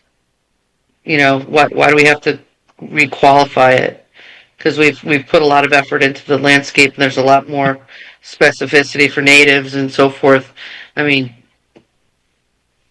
finding native evergreens can be challenging. I can tell you that off the top of my head. Yeah, I believe, sorry, Dan Robinson here. The distance for street trees in 6.3 is 50 feet. And here it's 30 feet. And then, of course, everything that's in section 6.3 is still applicable, and these are just extra requirements. Right, but the 30, you're not going to plant a red oak, for example, 33 feet on center because the size of the tree is too big. So now you're specifying smaller trees so that you can plant them at the 30-foot height. And the real denominator is whether there's an overhead line or not. So, the language isn't so much around the spacing, it's more is, if the setback from the street and the overhead wires is such that you can't put a large shade tree at 50-foot spacing, then medium-sized or smaller trees can substitute at a closer spacing. And it's more, to me, it should be more dictated by the site than by the zone. Understood. So that is Jamie Frederick. I just want to point out one of the things we tried to do, and that those that we worked with tried to do with some of the strap language, is codify those things, because again, this has to be a non-discretionary process. So if it's not in the regulations, it's non-discretionary. You can't hold them accountable to it if there's no standard defined. So I get the points that are being raised, and I think they're valid points, but I also just want to point out that by not having it codified in the regulations in some way, it basically means the commission can't require anything. So I just want to make sure that's identified. And of course, we can put this on any component of the design aspect on hold and come back to it. The design aspect is really just kind of tailoring it for Branford. It's really the applicability, how we're going to process it, site plan requirements, that we really want to try and codify sooner rather than later, since the state statutes are effective. So, Jamie, do you think the current landscape revised regulation accomplishes what you're trying to accomplish with this specific landscape design regulation in this specific middle housing section? I just feel it's redundant. And, if you feel like, there's a reason to change the spacing of trees because of the nature and form of the zone, couldn't we just add language to make that an option in the overall regulation, that if you don't want to plant a shade tree at 50 feet on center, you could plant a smaller tree at 30 feet on center and give them the flexibility, overall. I don't think that design scenario is specific to middle housing. I think it's any streetscape or commercial zone or anywhere where there might be overhead wires or there might be a distance consideration to the building, so on and so forth. We obviously want to have street trees and landscaping along the, So Jamie Frederick, I'll just comment. I didn't draft most of this language regarding the standards. We worked with Tyche and the COG, they kind of came up with some draft language to help get different towns kind of started and on the right path. So we did tweak it a little bit for Branford, but I didn't go in here and create all these standards in a vacuum or specific to our regulations. The one thing I will say is when the limits of disturbance were removed from the regulation revision, I think it did kind of leave the things open as far as the planting requirements or specifically side and rear and foundation plantings. So this might help codify some of those requirements.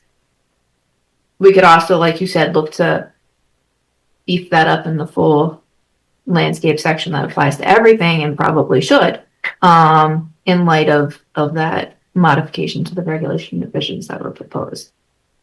I do see that town council has his hand raised. Bill Enniscoach, Marshallson Town Attorney. I just want to echo something for the commission. I think that as Jamie has pointed out, neither the design standards in D through E, nor the landscape design standards, nor frankly our current impervious surface area definition. Well, the design and landscape standards do not need to be changed in order to comply with the act, and so I want to say legally that's an accurate statement. It's also the case that there's nothing in the Public Act that requires us to change our existing impervious surface area definition. That definition is facially compliant.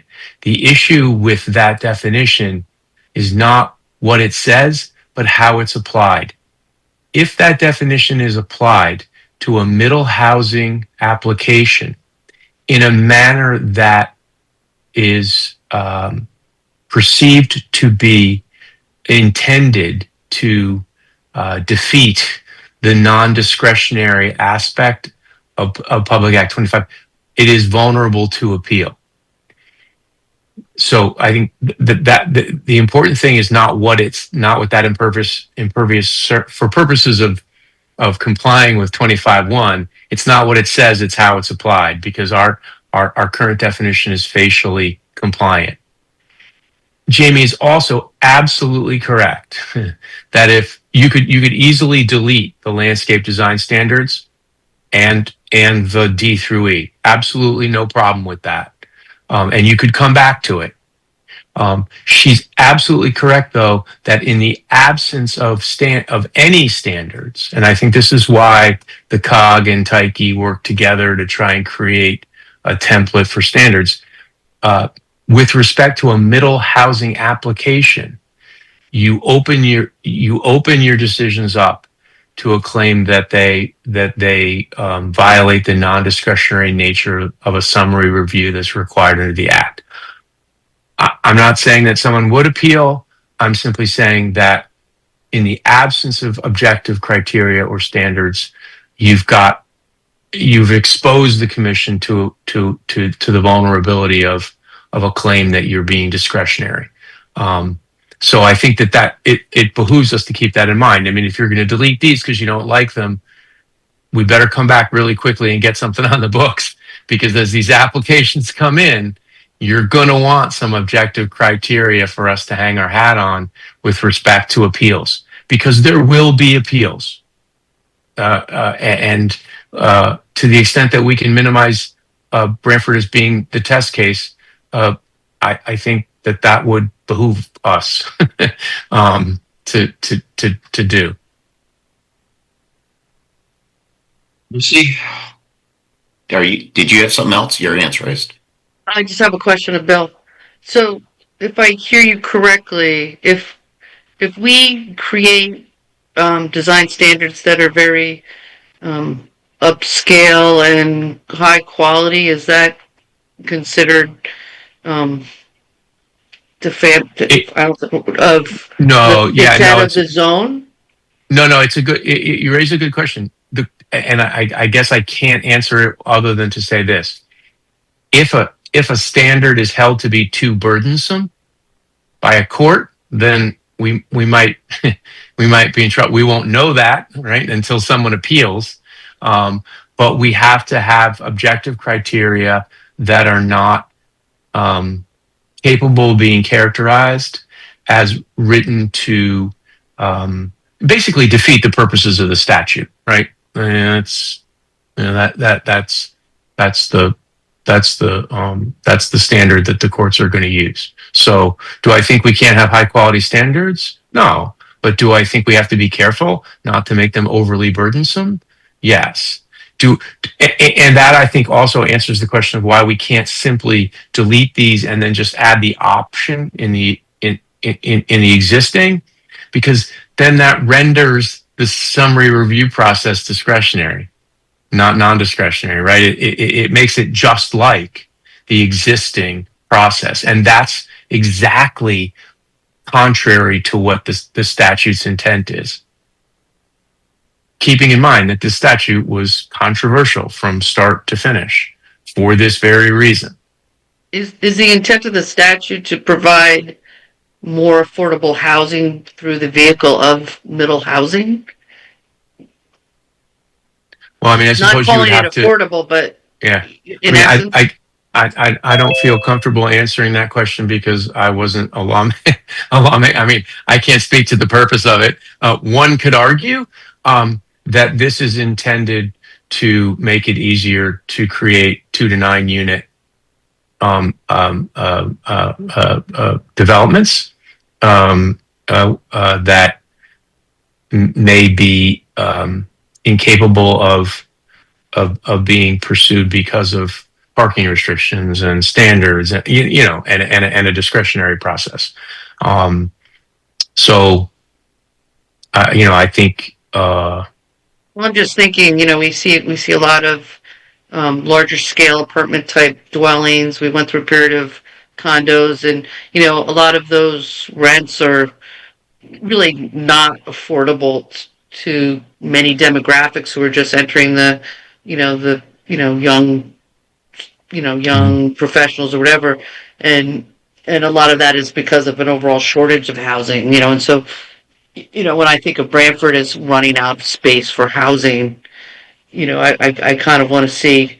I like the concept of middle housing. I've seen cases in New Haven where, LCI I worked on years ago where it was middle size height housing, which I can see where in an urban environment that was something that would be encouraged, so you wouldn't get high rises in that whole sort of, that urban context. But Yeah. I'm just trying to kind of put it in context and consider how it affects the way the town evolves moving forward. I mean, I do think it responds well to what's happening in our downtown, where we don't have a lot of businesses downtown. A lot of people are relying on Amazon or whatever, and we need to make those neighborhoods vibrant, and to have, middle housing is a great solution, which is why I naturally think that the landscape regs with these big buffers is not going to be easy to accommodate, but I would like to see a little, to Joe's Chadwick's point, I don't want to dictate the form and the function, but I think if we can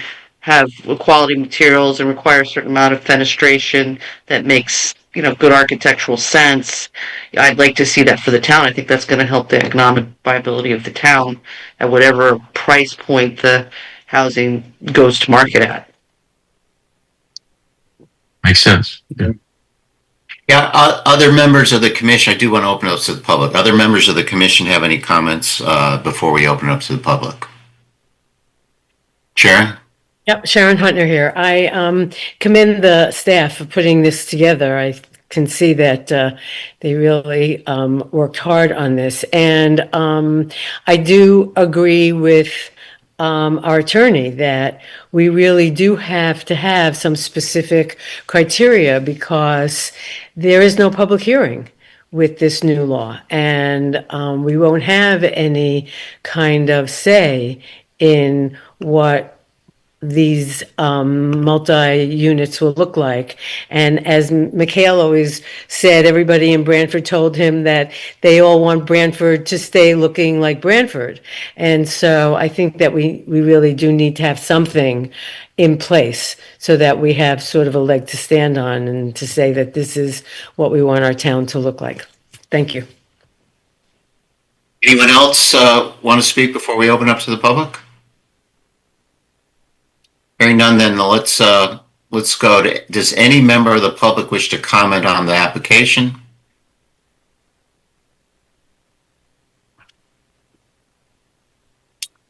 I don't see anyone. Do you? I do not see anyone either. Okay. Okay, so it seems like there's been sort of three issues. One is the definition of impervious surface area. It seems to me that adding the patios and the parking area, that would make it encompass more, frankly, impervious surface than is covered by the present definition.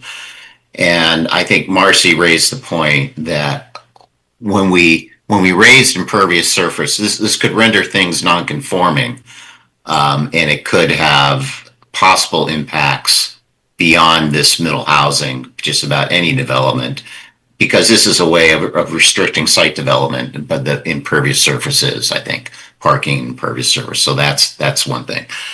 And then the other main thing was to what extent that we would like to have design criteria for both building and landscaping. I think it seems to be, do we want to have anything? And you've heard the argument. The argument is we have nothing, then they can just slap together anything and we have no discretion because we lack discretion. It has to be a summary review and there can't be any discretionary criteria. So do we want to have something? So that's the debate, I think. The other stuff, I think it's sort of required by statute, and that's what it is. So those are kind of the issues. I think. What do we want to do with the definition of impervious surface, and then those discretionary criteria about the building materials and particularly landscaping, I think were the ones that I think Joe and Marcy were highlighting. So. Do we want to continue this public hearing? There's been no public comment. We can, we should the concern is that if we don't adopt anything, that presumably someone could file an application and the state law would cover it, and we couldn't do, we would just be governed by the state law, and so therefore we would have to approve it. We'd have to be no criteria that we could deny it for those, and but that I guess that's the question. I think the goal is I would like to get a decision on this before we quit, before we take our August recess. So if we don't decide tonight, then we decide at our second meeting in July.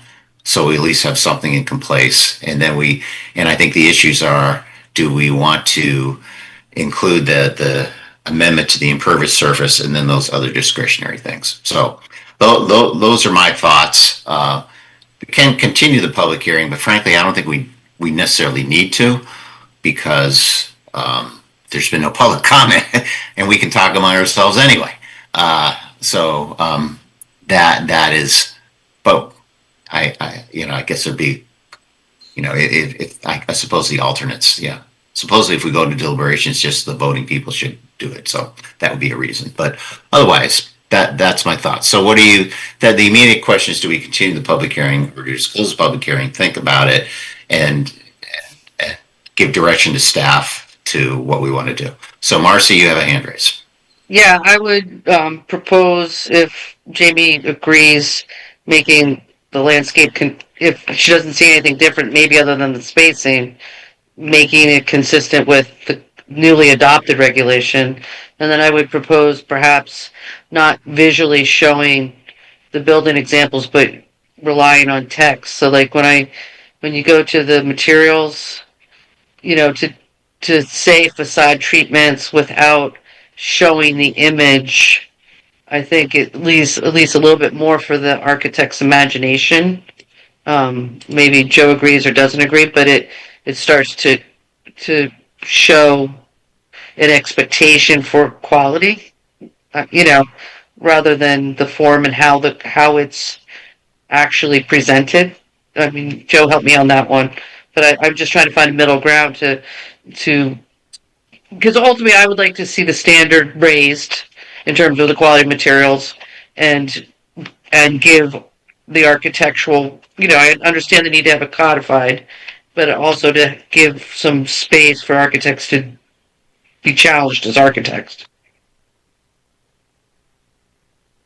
Joe, what do you think?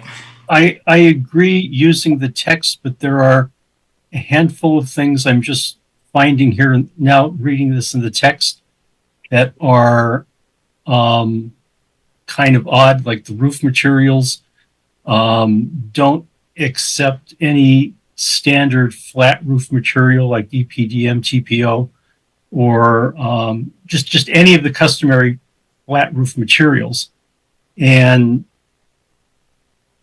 among the other materials they include is ceramic tile, which is frankly stupid. I mean, the closest thing to a ceramic tile that you would see on a roof is a Ludovici tile. And the only place you would see those at this point, probably in a Yale College restoration. I don't think if you're building anything in Branford, you can afford to put a Ludovici tile on a roof, and they're technically not ceramic. So somebody's going to read that and their eyebrows are going to go up and they're going to say, nobody thought about this.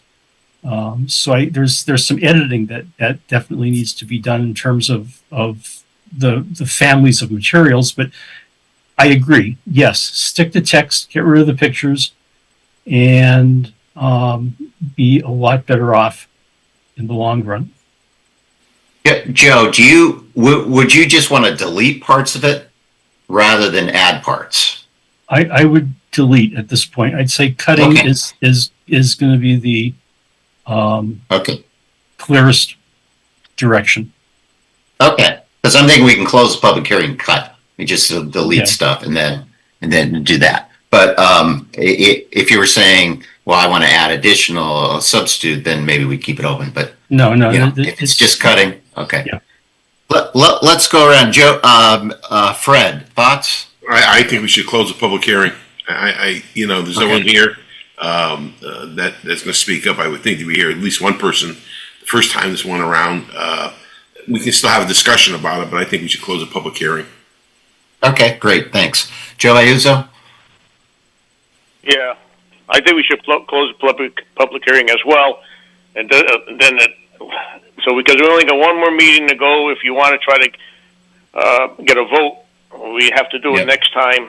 And if we hold that open, then we don't know what kind of worms we're going to open up here. So I think being that, like you said, Chuck, there was no public comment, and we're not adding anything. Joe Chadwick wants to just cut a few things, but not add. So we're very, very much in our right to close the hearing tonight. Okay. That's my opinion. Great. Sharon, you okay with that?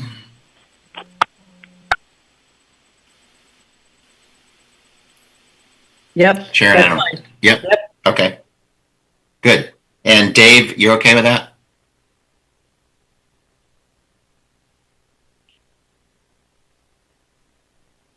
Yeah, I take that as a yes. Sorry. Yeah, closing the hearing. That's what we're talking about. Yeah. Yes, closing the hearing. Okay. Marcy, you good with that? Yes. Yeah, and Joe, you're good with that too, right? Okay. Absolutely. Okay, we're going to close this matter then as a public hearing. Now, what the suggestion is, anyone, I know Joe, between now and the next meeting, if you could suggest your deletions, anyone, it's mainly Joe and Marcy. Marcy, you're focusing more on the landscaping, Joe more on the building, but you covered both. But if you had suggestions of the deletions or tweaks, then send them to staff between now and the next meeting, and hopefully staff can have a draft that we would be ready to vote on or, keep the alternatives. I don't know if we agree with them, but at least something to circulate that would delete some of these things and hopefully get rid of the things, Joe, that you think are not helpful. And They will have it we'll by see. Monday. What? Excuse me? They will have it Yeah. by Monday. Okay, excellent. Okay, then that's what we'll do. So that matter is, we close that matter as a public hearing. I think we're not going to vote tonight. We'll give some comments and then consider it at our next meeting. So then that brings us then to item number 5 is a public hearing. I believe that is Jordan Gioia, applicant, 16 East Industrial Road, LLC owner, 16 East Industrial Road.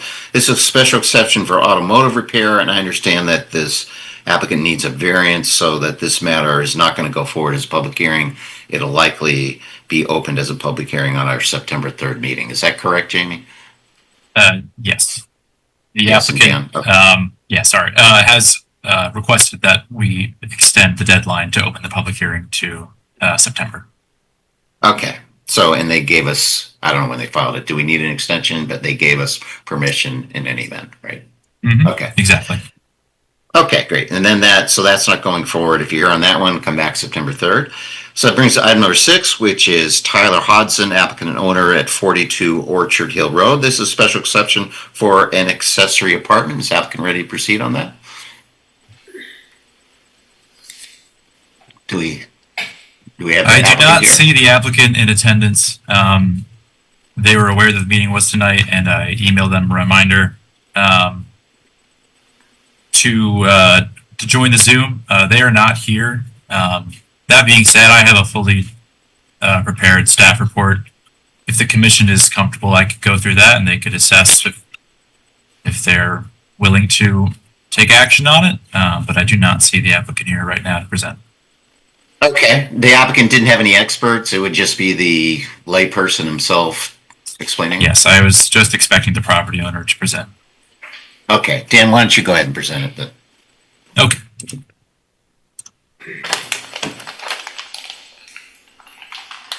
All right, so this is a special exception application for an accessory apartment at 42 Orchard Hill Road. They're looking to create a unit completely within the existing envelope of the single-family home. They're going to retrofit their basement area, and the applicant, because it's all interior work, there's no outside work proposed whatsoever. They're requesting that the A2 survey requirement be waived. The gross floor area of the principal structure is around 1,733 square feet. Our special exception, or our accessory apartment regulations stipulate that the accessory unit cannot be larger than 30% of the gross floor area of the main home, or larger than 900 square feet, whichever is less. In this case, 30% is less. So the max size they could have for their accessory apartment would be 520 square feet. They have proposed a 511 square feet size, so it would be compliant in regard to that requirement. I'll show you the property here. This is 42 Orchard Hill Road, and this is their sketch of the unit. The blue and red would be the unit. We're looking at the basement level. The red areas are the part of the unit that are underneath 7 feet in height. And per our regulations, areas that are underneath 7 feet in height are not counted towards the gross floor area. So with that in mind, they're at 511 square feet, where it would appear that it is larger. We are in the R3 zone, so the R3 bulk requirements apply. Again, they're not proposing any new structures. This is just the retrofitting of an existing walkout basement. The property is legal conforming, facilitated by a variance in 1982 to allow a side yard setback of 6 feet where 10 feet was required. But again, this does not involve any new structures, so there's no issue there. Parking, the applicable standard before July 1st was that accessory apartments, you needed 1 extra parking space. Today, we can't mandate any new parking, but that being said, there is capacity for 3 parking spaces with the garage and driveway on site. the site is served by public sewer and water, and they would need to secure proper building permits for the additional unit if granted zoning approval tonight, but otherwise the existing conditions are compliant. So an erosion and sediment control, again, not applicable. There are no new structures or exterior work or soil disturbance proposed. This is an aerial image of the property. That patio back there in the backyard, that's the walkout area of the basement. So the basement overlooks this backyard area that slopes down. In regards to our special exception criteria, this proposal adheres to section 11.1 of the 2019 POCD. It calls for carefully managing special exception uses in our residential neighborhoods. Accessory apartments are permitted in the R3 zone through special exception due to their larger minimum lot sizes.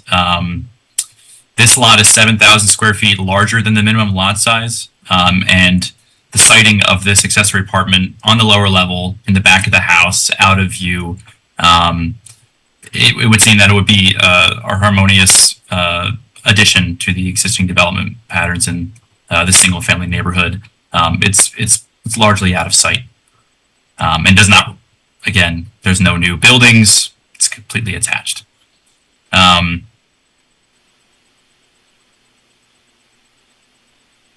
In regard to the streets, drives, they have to be of size capacity to support this special exception. The public right-of-way, Orchard Hill Road, it's sufficient to support the small number of residents that will be living at this property. The applicant has indicated that this apartment is for his father, who is suffering from a disease. But regardless of who is living in this unit, the max number of residents would not have a negative impact on the traffic patterns for this street or this area of town. We did refer it to our other departments. The town engineer noted that an additional sewer assessment will be due upon the building permit application. That's standard for accessory apartments. It's a new dwelling unit, so that new assessment is due. And there were no comments from the Inland Wetlands and Watercourses Agency, and there were no comments from the town attorney. The commission is tasked with deciding if this special exception, meets the purpose and criteria of section 7.4, which is accessory apartments, and section 9.8, which are special exceptions. To reiterate what I've already said, the lot is of sufficient size to comfortably host an additional small dwelling unit. It is less than 520 square feet, which was the absolute max that this apartment could be.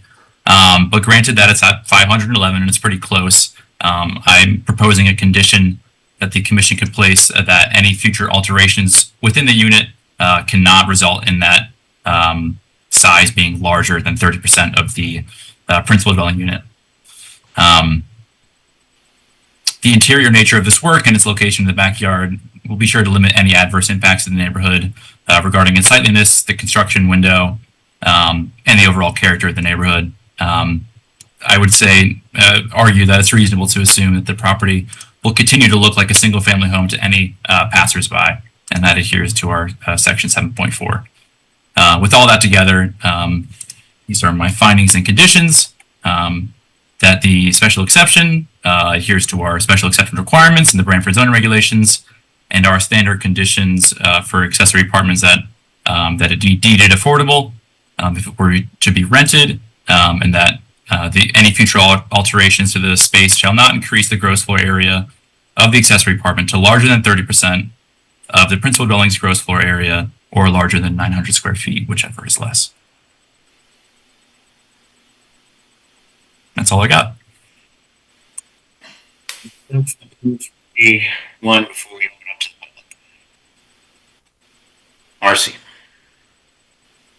It's just a general question, not really about this application, but because we're going to be ending up with 2 units, does this then qualify as middle housing? When we adopt the middle housing regulation? How is that going to relate to accessory units versus middle housing when you end up with 2 units? So Jamie Frederick, middle housing only applies to commercial districts, and this is residential, so it would not. Yeah, I was speaking to the parking requirements. Yeah, I just which was, would impact this. Yeah, absolutely. I'm good, thank you. Thanks. Any other questions, comments from anyone before we open it up? Hearing none, was any member of the public wish to comment on this item? Any member of the public wish to comment? Do you see anyone? Jamie or Dan? I don't. I do not. Okay. Any further comments from staff or commission? Okay, I think we can close this matter as a public hearing then and see what we want to do with it. Okay, then that concludes our public hearing items. So let's see if we can handle the public hearings, any of the public hearings. Let's go back to item number 1, which is 1032 1064 Main Street. This is a special exception for the change of use for limited retail. And maybe you can pull up the staff report, Dan, that you did for that one. This one seemed to be that, again, there was no public comment. It's the same store. They have, that's 3 units down, and they just want to expand. It seems to be appropriate for the area. Anyone have any comments? And if not, someone want to make a motion with respect to the findings and approval and with the condition that Dan has set forth in his findings and conditions in his staff report presented before us. Chadwick will make that motion. Motion to approve by Joe Chadwick with the findings and the condition. Is there a second? Fred Russo seconds it. Second by Fred. Any further discussion? All those in favor, Joe Chadwick? Joe Chadwick is in favor. Fred Russo? Fred Russo's in favor. Joe Vayuso? Joe Vayuso in favor. Marcy? Marcy's in favor. And Chair is also in favor, so that application is approved. Item number 2, I think this is one we're going to discuss a little bit, but we're not going to vote on tonight. That's the hospital at 596, 612, 616 East Main Street. I think most of there were a few details that I think the main issue I think we need to discuss is sidewalks. Sounds like the conservation easement, they worked out something with the land trust. They're going to allow the Branford Trail, which is a great resource, to continue in the town. It has some liability. You know, I understand the property owners, but they've worked that out. So the other issue, and there were some details about lighting that Jamie can look at, but the issue is the sidewalk. And I'll give you my general thoughts, and we'll just go around with our thoughts. I know on some of these sidewalk issues, there's a sense that, you know, an implicit sense that we're doing, you know, are we requiring too much of applicants, you know, particularly if the applicant is like a tenant fit up or something like that and requiring major infrastructure. In my mind, this is the type of application where we want everything done right, that we want, that you don't want to squeeze. We have a national applicant, we have a big site, we have a big project that's coming in. You want this site to look good. It's great for the town. So you don't skimp on the necessary things. So my opinion that this is it is a sidewalk priority area according to our plan of conservation development. There's 3, it comes within one of them. We did it for the property that's even further away from the town center, the next door one. They've got a sidewalk, but there are site constraints here, and I understand that.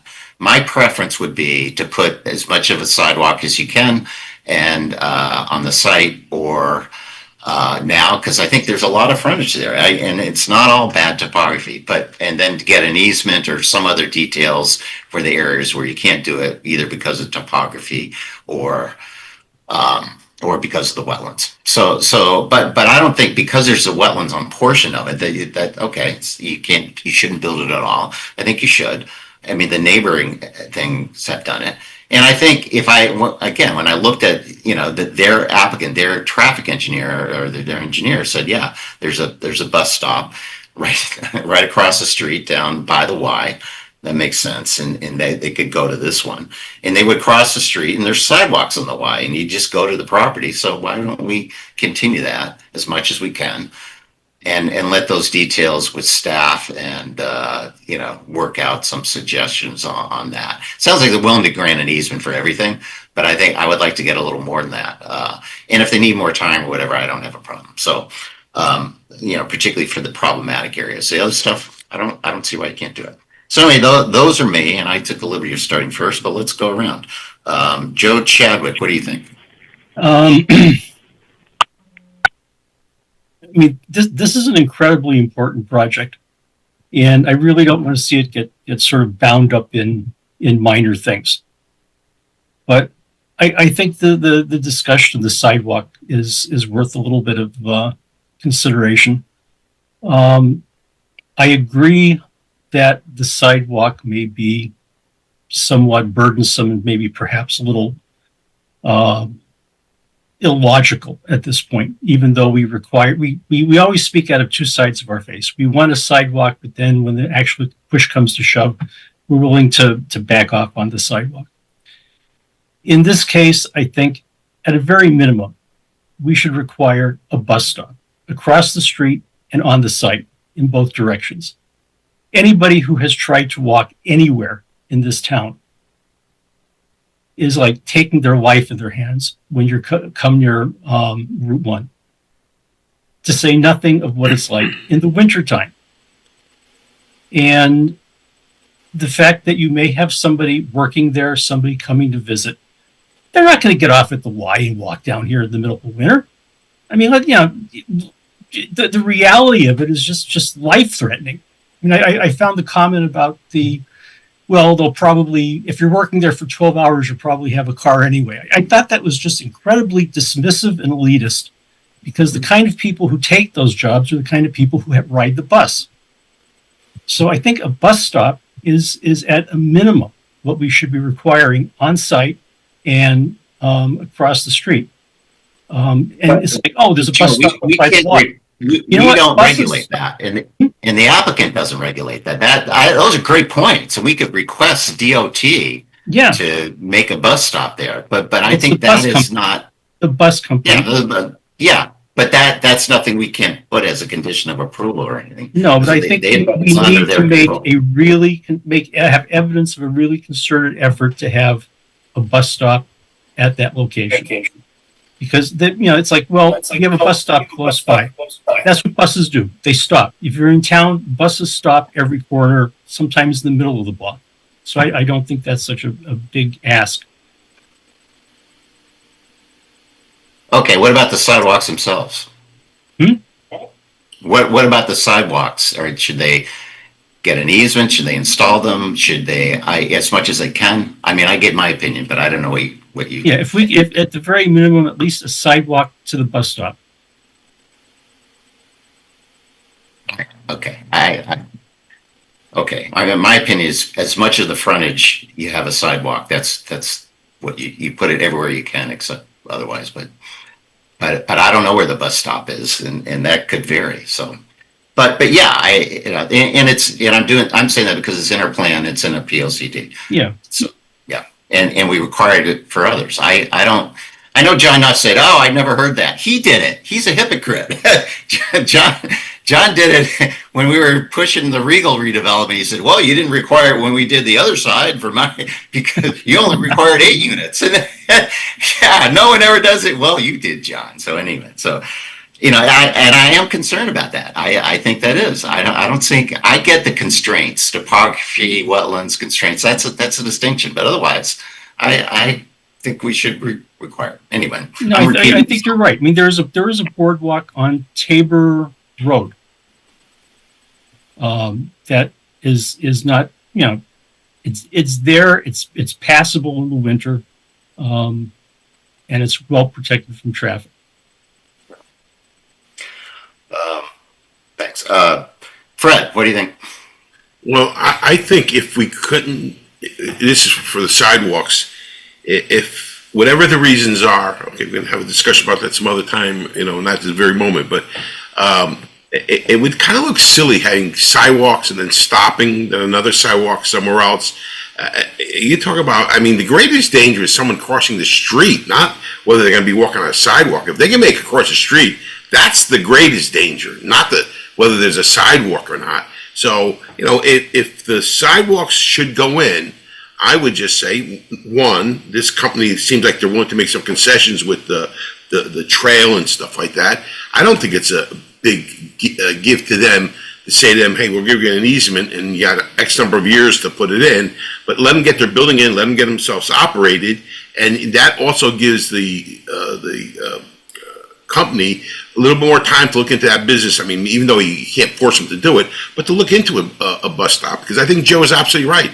Generally, the people that work on those healthcare services are not going to be driving in with a Cadillac. It's the bottom line. They will be taking buses, and it makes more sense. Now, whether it's done unofficially, that's another story. But I think without the demand that these sidewalks must go in, and then when you demand that they go in, by mandated they go in, they're not even going to go in all the way. They're going to be some here, some there. Someone drives by, they're going to say, who thought about this idea? So if they're going to go in, that's not my objection. My objection is either they should all go in or they should at least be deferred to a point where other details can be worked out, one being that bus stop. And that's a good idea. It's a safety factor. But, you know, it's almost like tempting someone, stop at the bus stop, run across Route 1. If you can make it across there, at least you got the sidewalk to walk on.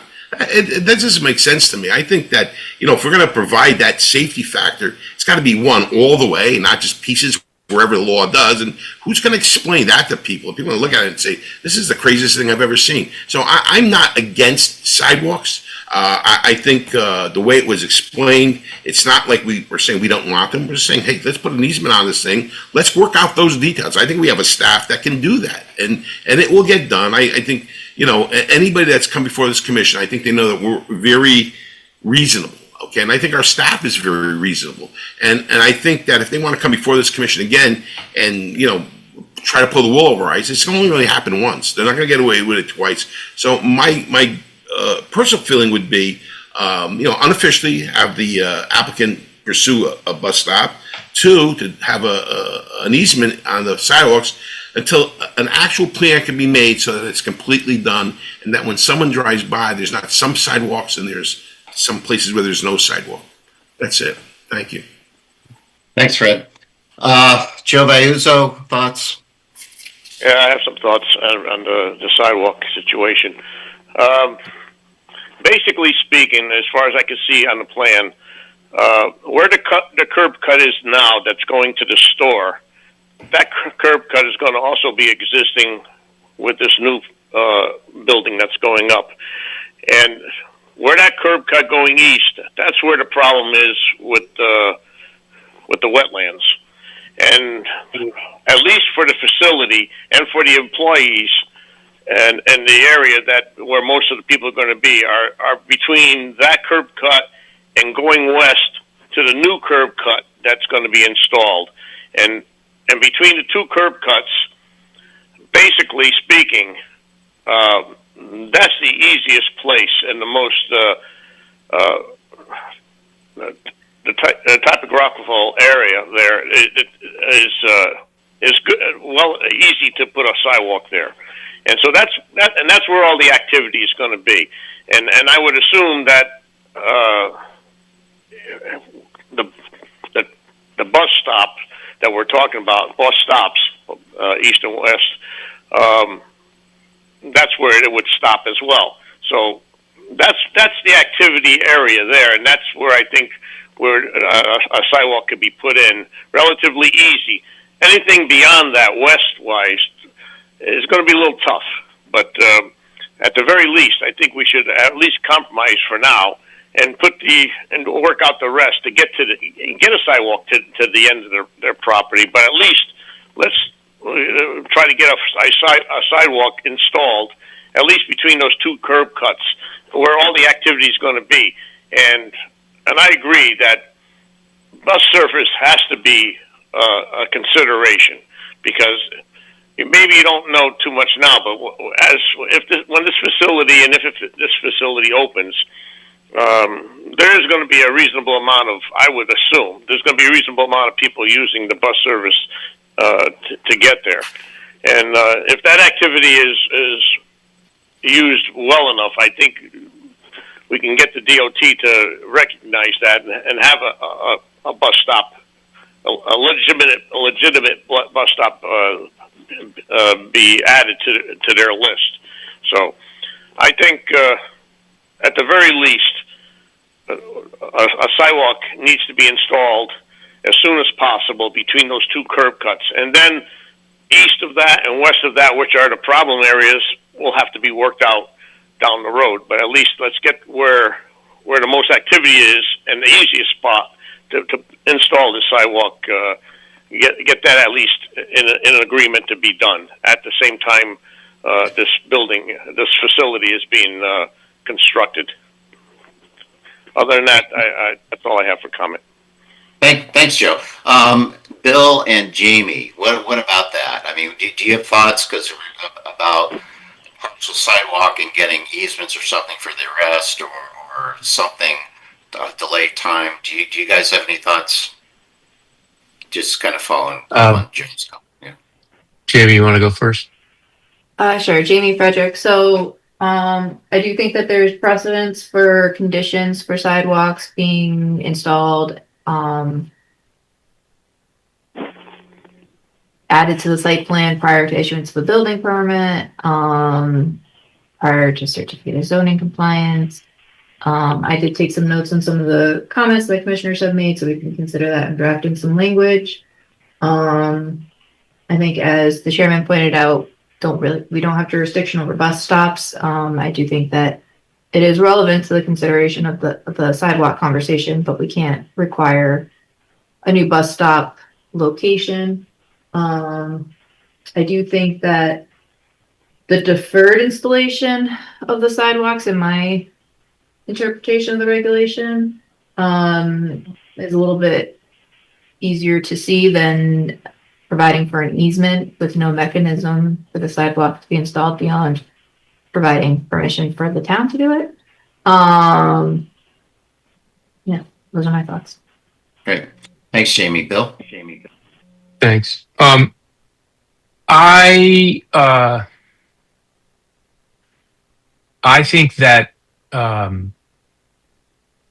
an easement together with a deferred implementation plan would be the best option to accommodate all of the various opinions that have just been articulated. We have heard everything from do the whole thing to put a sidewalk in between the two curb cuts to put the sidewalk in wherever you can without impacting the wetlands. And I would caution folks about speculating about who works or doesn't work for a company. I would respect the company enough to know or to think that they know who their employees are. I think we can, as a town, request a bus stop. We needn't put that inappropriately on an applicant, because, as the chairman points out, we can't condition this for that. But there's nothing that prevents the town from making that request, and I think that that's something that I can take back as well. But I think that if you allow us to work on a condition that couples a deferred implementation plan with an easement, to the extent that the resolution might end up being a joint venture between the town and this applicant, or some other opportunity that presents itself. So I think that it's important, given the constraints of the site that have been amply demonstrated, that the key is both the easement to the extent that becomes necessary, and a deferred implementation plan that gives us time to work out. And I agree, by the way, with the other comments about ways to install a sidewalk in an environmentally sensitive way that have been done in our town, not just in Milford, but in Branford. But those are going to take time to work out, and therefore I think the two parts, I think we can craft a condition for you that will satisfy everyone, including the applicant, and get us in the end what we're looking for along that property. That would be my recommendation. Thanks, Bill. Marcy, I didn't mean to cut you. I Thanks. jumped to the Well, staff. I had a couple of thoughts. I think they're consistent with what Bill's saying. And so, Joe Vayuso, that was exactly my opinion. The only when I think about a sidewalk, I think of like Damascus Road, where people are going for walks to get to a place, and they're willing to walk a mile to get to the town center. I don't see that happening on this street. I see this as I'm getting to a destination via a bus. And if I have to cross the street in a safe manner, people aren't, are people walking from here to the YMCA or from here to the vacant chowder pot? I don't see that. I think, there's a potential for some long project across the street in some, unknown future that to me, that's just as logical a place and perhaps a better place to implement the sidewalk in many cases. But, unless there's a relationship between, the people getting on buses across the street and wanting to get from whatever's going to happen across the street to this project and vice versa, I don't see this as a major walkway kind of system. Someone made the comment, we need sidewalks for bikes. People don't ride bikes on sidewalks. You need a wide shoulder for bikes. And, and that just lends to the fact that it's a state road, it's a highly trafficked road. We want to maintain sight lines and have, if they have to cross the street to the bus, have clear sight lines for that. But to me, it's not sidewalks because you're walking to like a downtown residential place necessarily. I don't know who's going to be walking on these walks. So to require somebody to put a boardwalk in over a wetland and to delay a project for more wetland approvals, it just seems like a stalling tactic more than anything else to require the sidewalk. So I'm more than happy to have an easement or, on the east and west end, have maybe a temporary walk that, could create a walkway or a place to have a bus stop or wait for a bus, even if it's not a legal bus stop, for that potential. But I just don't see a continuous connected sidewalk as being a high priority necessarily in this area. I see it as what walks do we need to connect bus stops? And if that's best accomplished, from a deferred plan or an easement, I'm happy with that too. So thanks. I think, Bill, if you can draft, I'm thinking far-ranging too, because what if somebody wants to walk over to the Y during their lunch break or something? Who knows? In any event, I like sidewalks. It's in our plan and so forth. But anyway, I understand everything. Bill, can you and staff work on some contingencies and see? Let's see what they come up with. I think you've got a sense of the various opinions of people, so we can just go from there. So I just wanted to give staff some guidance to come up with something, and we'll hopefully we will be in a position to vote on something at the next meeting. So Chuck, that's. Yeah. I'm sorry. I just from the perspective of staff as well, because they're working on a lot of things. Would you like staff to draft a resolution? Yes. Okay. Yeah. And we want a favorable resolution. In favor with the conditions that cover everything. Jamie, you said they submitted a lighting plan that just came in, so you get a chance to double check that. I mean, there were a few other things that we just want to make sure that we, get it all ready. So yeah, a motion or a resolution in favor of the findings and conditions in favor, and all the conditions that we would normally put and look it over, because it's an important project. So thank you. Okay, so then I think that was that one. On the regulation amendment, we're going to defer. Anyone who has comments on that are going to send those to Jamie. And again, the idea is delete, not add. And think about further. The impervious surface is kind of interesting because I'm concerned about the possible. And I think, Marcy, you raised a good point. What if we add, even though technically I agree, it probably should be, you should include patios as impervious because, but that said, I think that could have a major, could have a major impact, because we're close. So anyway, take a look at that. That's something we can decide at the next meeting, and then the deletion stuff that we go in. So that's what we're doing on that one. And then let's pull up our accessory apartment one. We had the public hearing on that. It seemed fairly, even though the applicant wasn't here. Dan, can you pull up the first thing? I think they requested a waiver of the A2 survey, and I think your recommendation was it's all interior anyway. They don't really need a survey. So, so I think that we would need a separate motion to vote on that, and then here's the proposed finding and conditions. It seems like they're compliant with the regulations. We get the affordable unit out of it, and so why not? Anyone have any other thoughts? Even though they weren't here, there was no public comment, no opposition. So let's try this. Is there a motion to waive the A2 requirement for this special exception application for an accessory apartment on 42 Orchard Hill Road? I want to make that motion. Chadwick makes that motion. Motion by Joe Chadwick. Is there a second? Fred Russo will second it. Give it to Fred.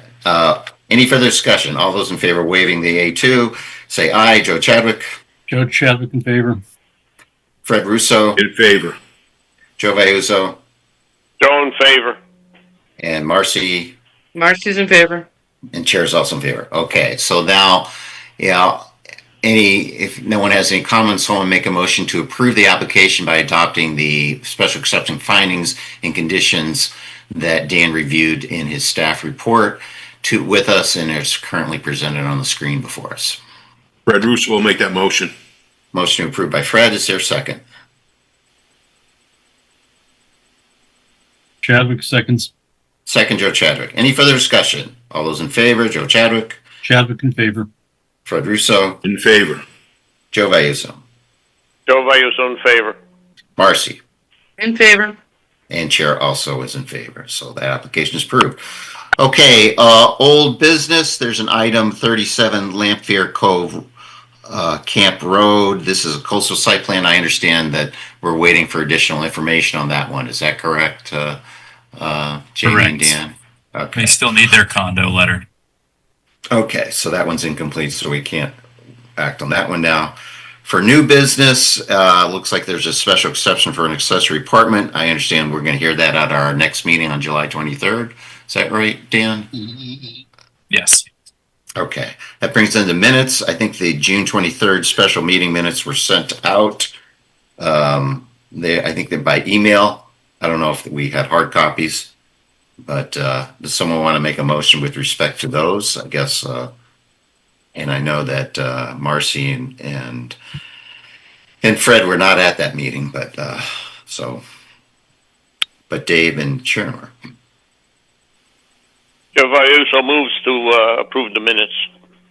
The minutes, Joe Vayuso, is there a second? Chadwick seconds. Second by Joe Chadwick. All those in favor, Joe Chadwick. Chadwick in favor. Joe Vayuso. Joe Vayuso in favor. And I'm going to ask the people, there, Dave Dyer, are you in favor of approving those minutes? Yep, I'm in favor. Okay. And Sharon. Sharon Hutner is in favor. And so is the chair. So those minutes are approved. Any correspondence? No correspondence. Okay. Then we have other business. Item number 1, informal discussion, 569, 573 East Main Street, creation of a PDD containing a wholesale club, gas station, and sit-down restaurant, 2 quick-serve restaurants with a drive-through, and a strip commercial building with a drive-through end cap. Okay, this is for an informal discussion for PDD. Our regulations allow that. I think they make it clear that, again, nothing we say here, this is just, we're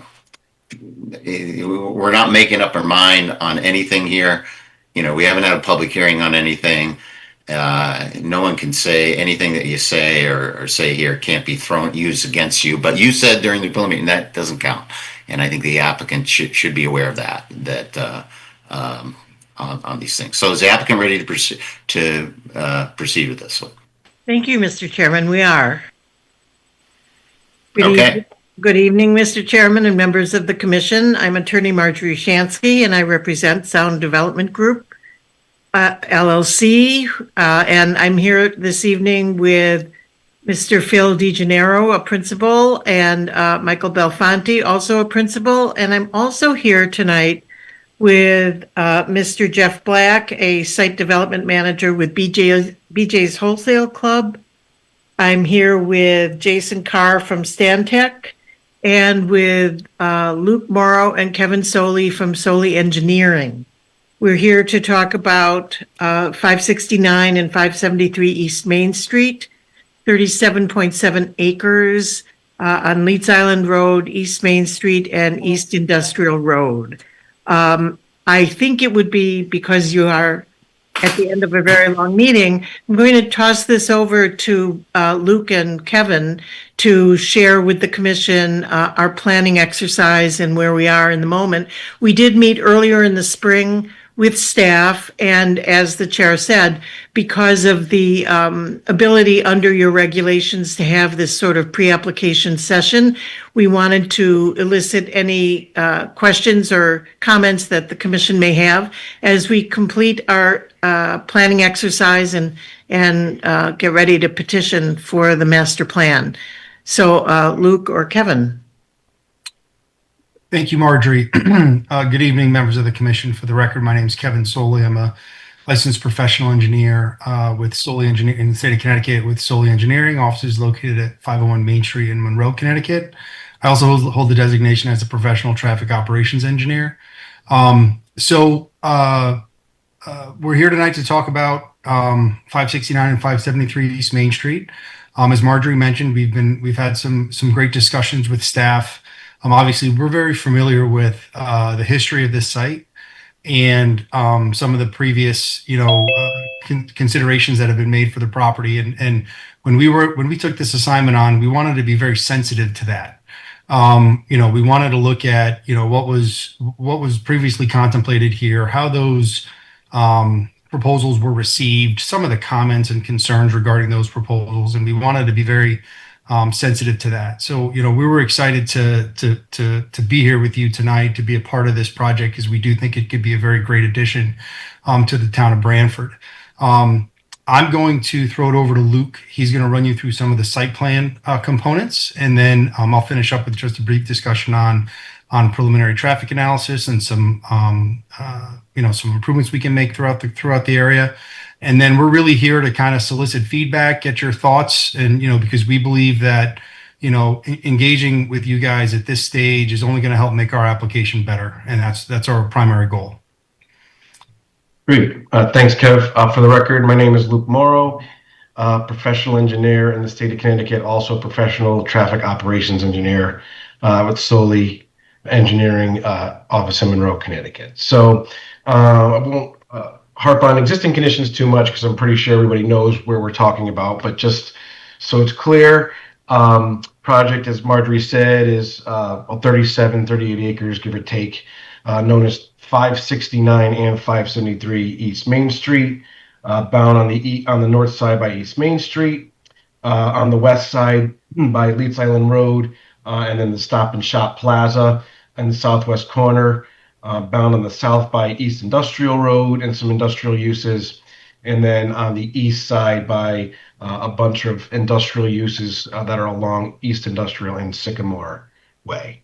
And then we'll move forward into our rendered site plan here for high level. So as Marjorie had indicated, the project here is going to be anchored by a BJ's, about 105,000 square foot BJ's Wholesale Club on the east side of the development with an associated gas station kind of set along East Industrial Road on the south side of the development.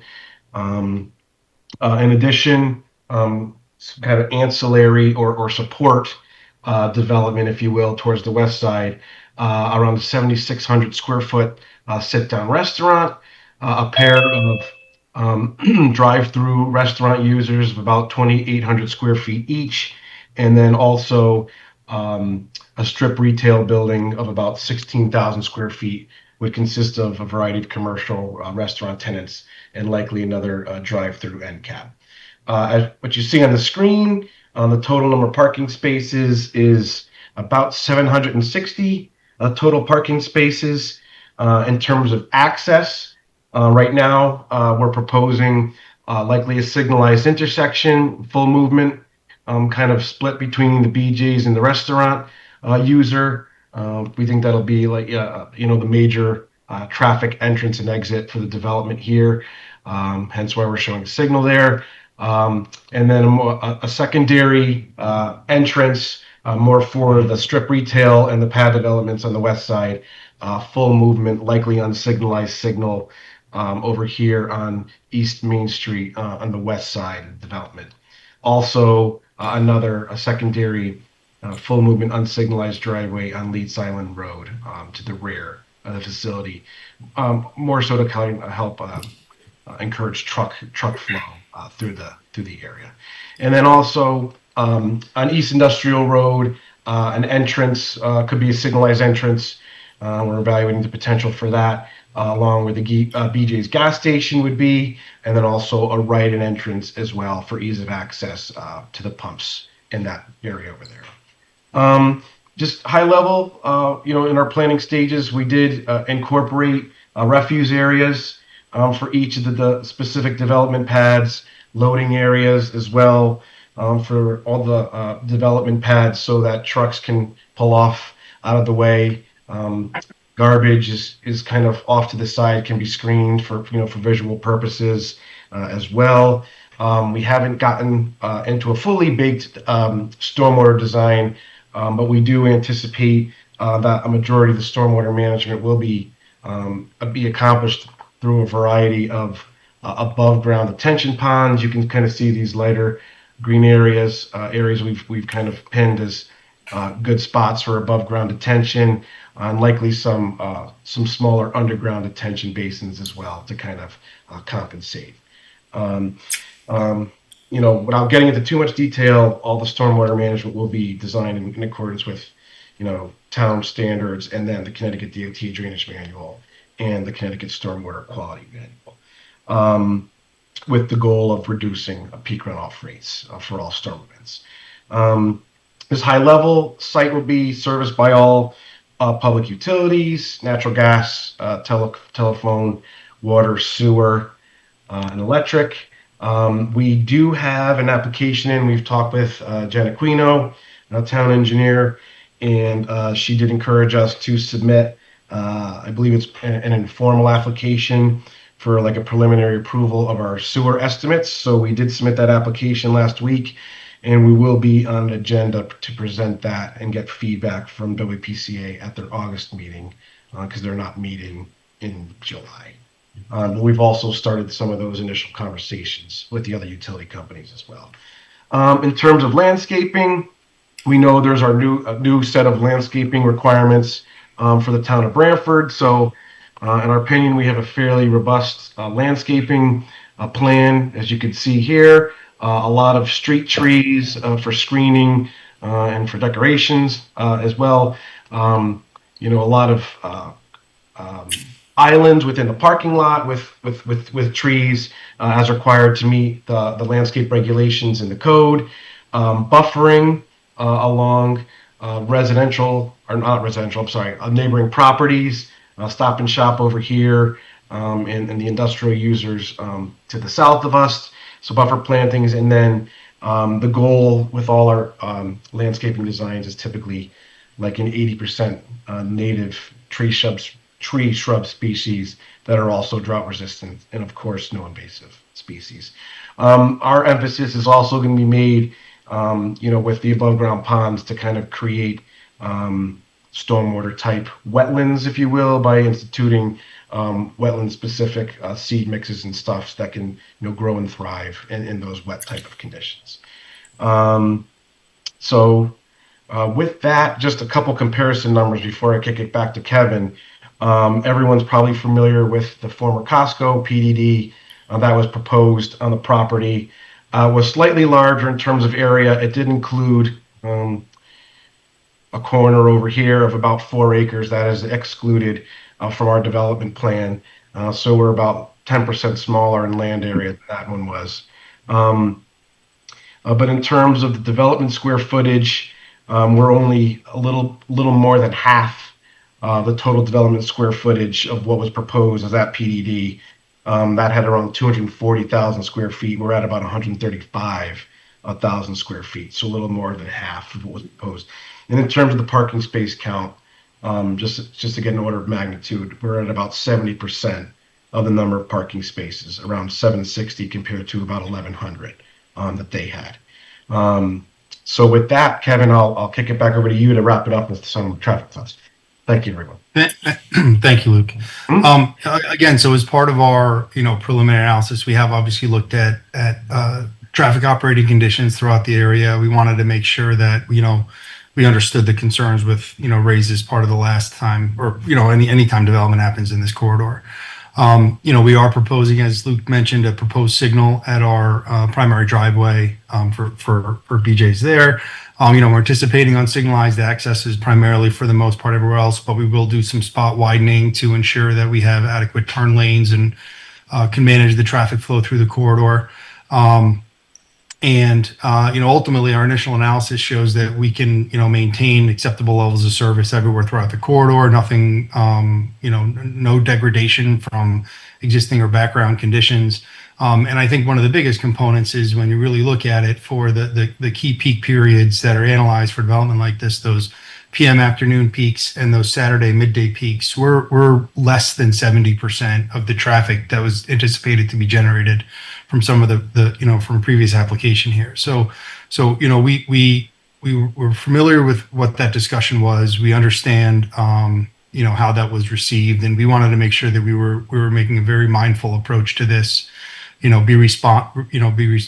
responsive to what a lot of the discussions were, and we believe that this plan will achieve a lot of those goals. So at this point, I think we'd be happy to take any kind of initial feedback, because again, I think any feedback will just help us make a better application, a better presentation for you guys in the future.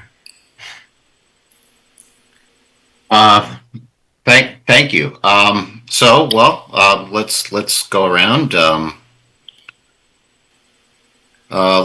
gonna go reverse order. Okay, Marcy, I'm gonna make you go first. I know that because I always pick on Joe first, but I have no problems going first. I have a lot of opinions.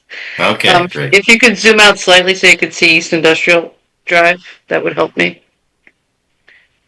Okay, so we don't have to go crazy, but so I appreciate that that the overall density is less than the Costco plan. I think that was very prudent of you.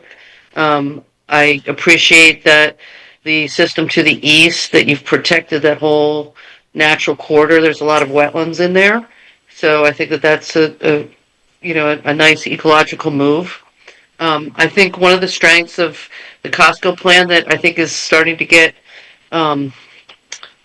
forgotten about was the connectivity from the southbound off ramp onto East Industrial Drive and the ease of the approach into the building. While you have it, you've got that sharp right turn. I'm not sure what that is on the end of the gas station. It's not a very fluid road. I know there's a drainage system through there. I know that there's grade change through there. But, in a perfect two-dimensional world, I would love to see either side of that gas station have a through road that is more developed as a full road and connected to where the light is, because I think there's a lot of pressure along Leeds Island Road for traffic, and any way that we can avoid adding traffic onto Leeds Island Road is going to be appreciated and a gain from this project. I think that was, I think that's one of the biggest opportunities that I wouldn't want to see lost by having a site that connects onto East Industrial Road and to Route 1. I'm very concerned about the two traffic light area on the western, northwestern corner in here. I feel like I know the traffic coming down East Main Street can get backed up during rush hour quite a bit, and it's going to put that pressure on the traffic control, and I think activity is going to be coming through the site rather than turn in that way to use those facilities. And so I'd like to see that cross connection a little better defined than having to maybe perhaps go through the parking lots. You've started to create a connection behind the restaurant with that through road. I think that is another stronger connection that maybe you could tee into from East Industrial, or just to make the flow of traffic and the options from different parts of the development available for the uses. I don't have issue with, the fast food. I think, I think my focus is really, I want to see it as a more internally designed project, or like internally campus design that's, I understand that retailers want the visibility from the road, but I think because there's so much land area to connect those, if you can zoom back out again, connect those other pad sites in a way that makes it feel a little bit more like a integrated campus and less like a, standard strip strip mall type area. I do like the spaces that you're leaving, and I'm sure a lot of that is because of the grading. I know there's quite a bit of grade change between the area of where the BJ's is and that lower area, but I think you could, work the roads and the distance in such a way to minimize crossings and minimize pavement to have a more internally sophisticated kind of plaza, that like things that I've seen like up in Massachusetts and things like that. But I think you're off to a good start, and I think if it's done right, it could be a very nice addition for the town. Thanks, Marcy. Joe Viuzzo?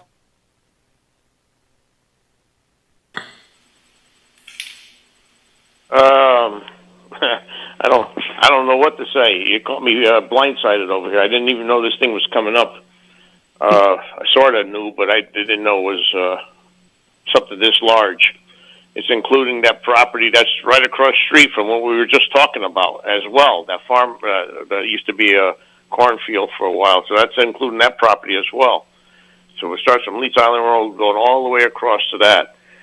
I got my concerns about developing something this large in this part of town. And what's the?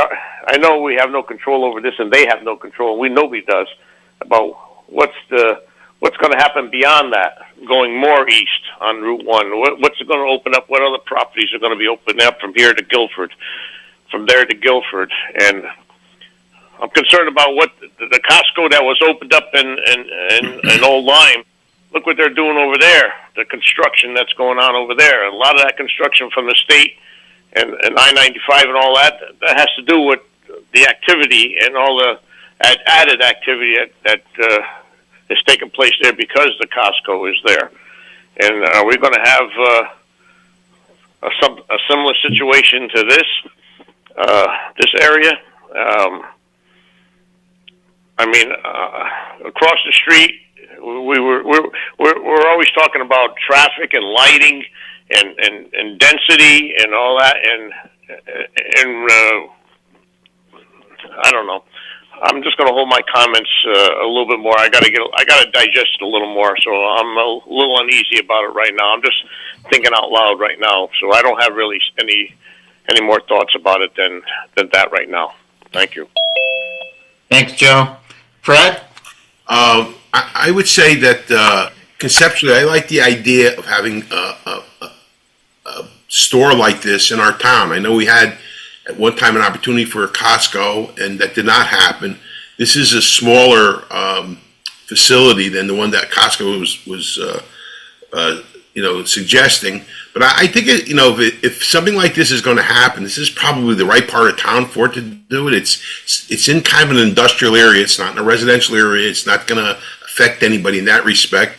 There are fast food places. There's a Popeyes across the street. There's a huge gas station. There's a truck stop. So there's a lot of stop and shop. So, it kind of fits the mold of the property. I don't know what the final plan is going to be. I'm sure that'll be worked out over the months. This is to proceed. But I think just, as I said, conceptually, I like the idea that having a BJ or a Costco or whatever the big box store is in our area. I know a lot of people go out of their way to drive to. I think it's in Milford. Maybe they now go to Old Line, but I know people I know for a fact go to Milford to go to Costco. I think having a BJ's in our town and in this particular area, if it's somewhere else, I might feel differently about it. But it seems like if something's going to go there, it's not going to be a boutique type shop. It's just not the area for it. That kind of business we want to encourage in our center of town. But out in the outskirts, especially being off of an exit, it seems like it might be a good place for it. Like I said, I don't know all the details, and I feel like Joe. I'll wait and see what else is proposed and what's going to happen. But I think, initially, I think it could be a good fit for the property. Thanks, Fred. Joe Chadwick? Well, I think the warehouse store is pretty well situated. Without marketing information, I really have my doubts about the restaurant and the other retail, how sustainable they're going to be and how long-lived they're going to be, especially for the amount of area they take up. And but again, this is quite new, and I'm not in a position to really have an opinion on the layout yet, just having seen it. But it's based on Marcy's reaction. Yeah, okay, I go along with that. Thanks, Joe. Sharon, any thoughts? Oh, yeah. This is going to have a tremendous environmental impact to the town. I mean, I agree with Fred and Joe and Marcy that this is the area of town that should have this kind of development. I also echo Joe's Vayuso's concern about the density, but what I'm feeling most important about is you are going to be cutting down all the trees on this property, even though I see that you're leaving some areas of green that filter out the pollution that comes from 95. And so that is going to change the air quality in that part of town. And I see that your landscaping plan is intact, but what I would encourage you to do is think more environmentally. So to balance all that out, instead of using a fossil fuel like gas for your energy, think about solar. You have this beautiful flat roof on your building. It's a perfect place for a solar array, and using heat pumps instead of gas furnaces. And in your parking lots, solar canopies would be another interesting structure, which would protect the cars from the snow and ice during the winter. So that would be a double purpose.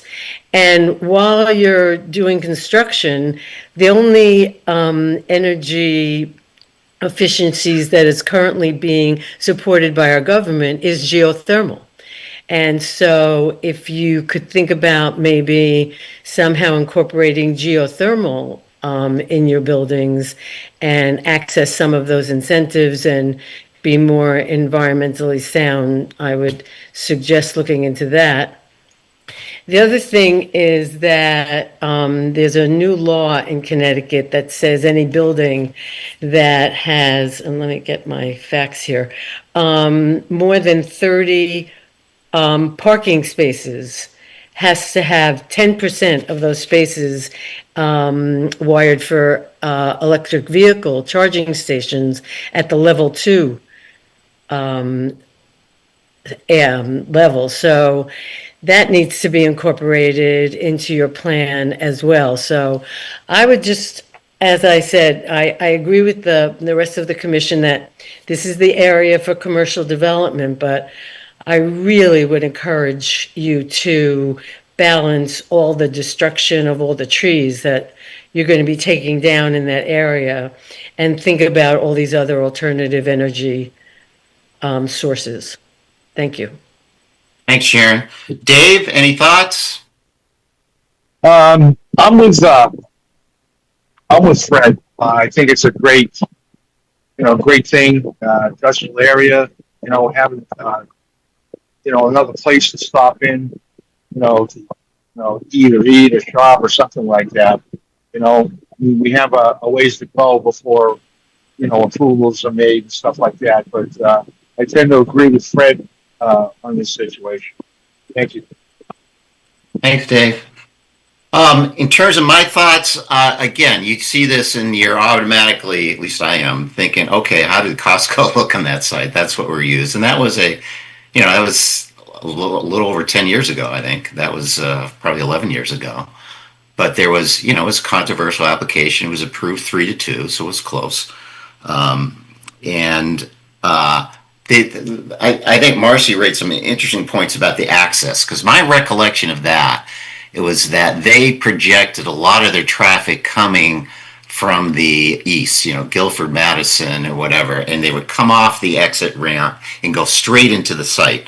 That and to me that was significant because traffic's an issue, and anytime you got major retail, these are the major traffic generators, and that was one thing they did to address it. And I think they added an extra traffic lane on the eastbound traffic as well, exit 56 coming from New Haven, that they actually added an extra traffic lane as well. I know those are sort of STC type of issues. I don't even know what it's called now, the State Traffic Commission or whatever it's called. But those, yeah, OSTA issues, but my recollection is that was one of the things that kind of got me thinking, okay, they've addressed where their traffic's coming from. It goes right there. And this one looks like it says your main entrance is on East Main Street. So that's more of an afterthought, the down thought, which to me raises more traffic issues than the other one. Because if that's where you're going to put lights, because I don't think they had a light. I don't recall them having a light on there. I think they were able to do all that. So I have raised concerns about the traffic and about the access issue. So that was one thing. The use issue, because we heard so much last time about that they just don't want retail, mainly because it's traffic generating type of stuff. I think that was it. So you've heard different things here. Where else in town should we do it? Should we have it? Shouldn't it be here? Where else would it be? That's a fair point.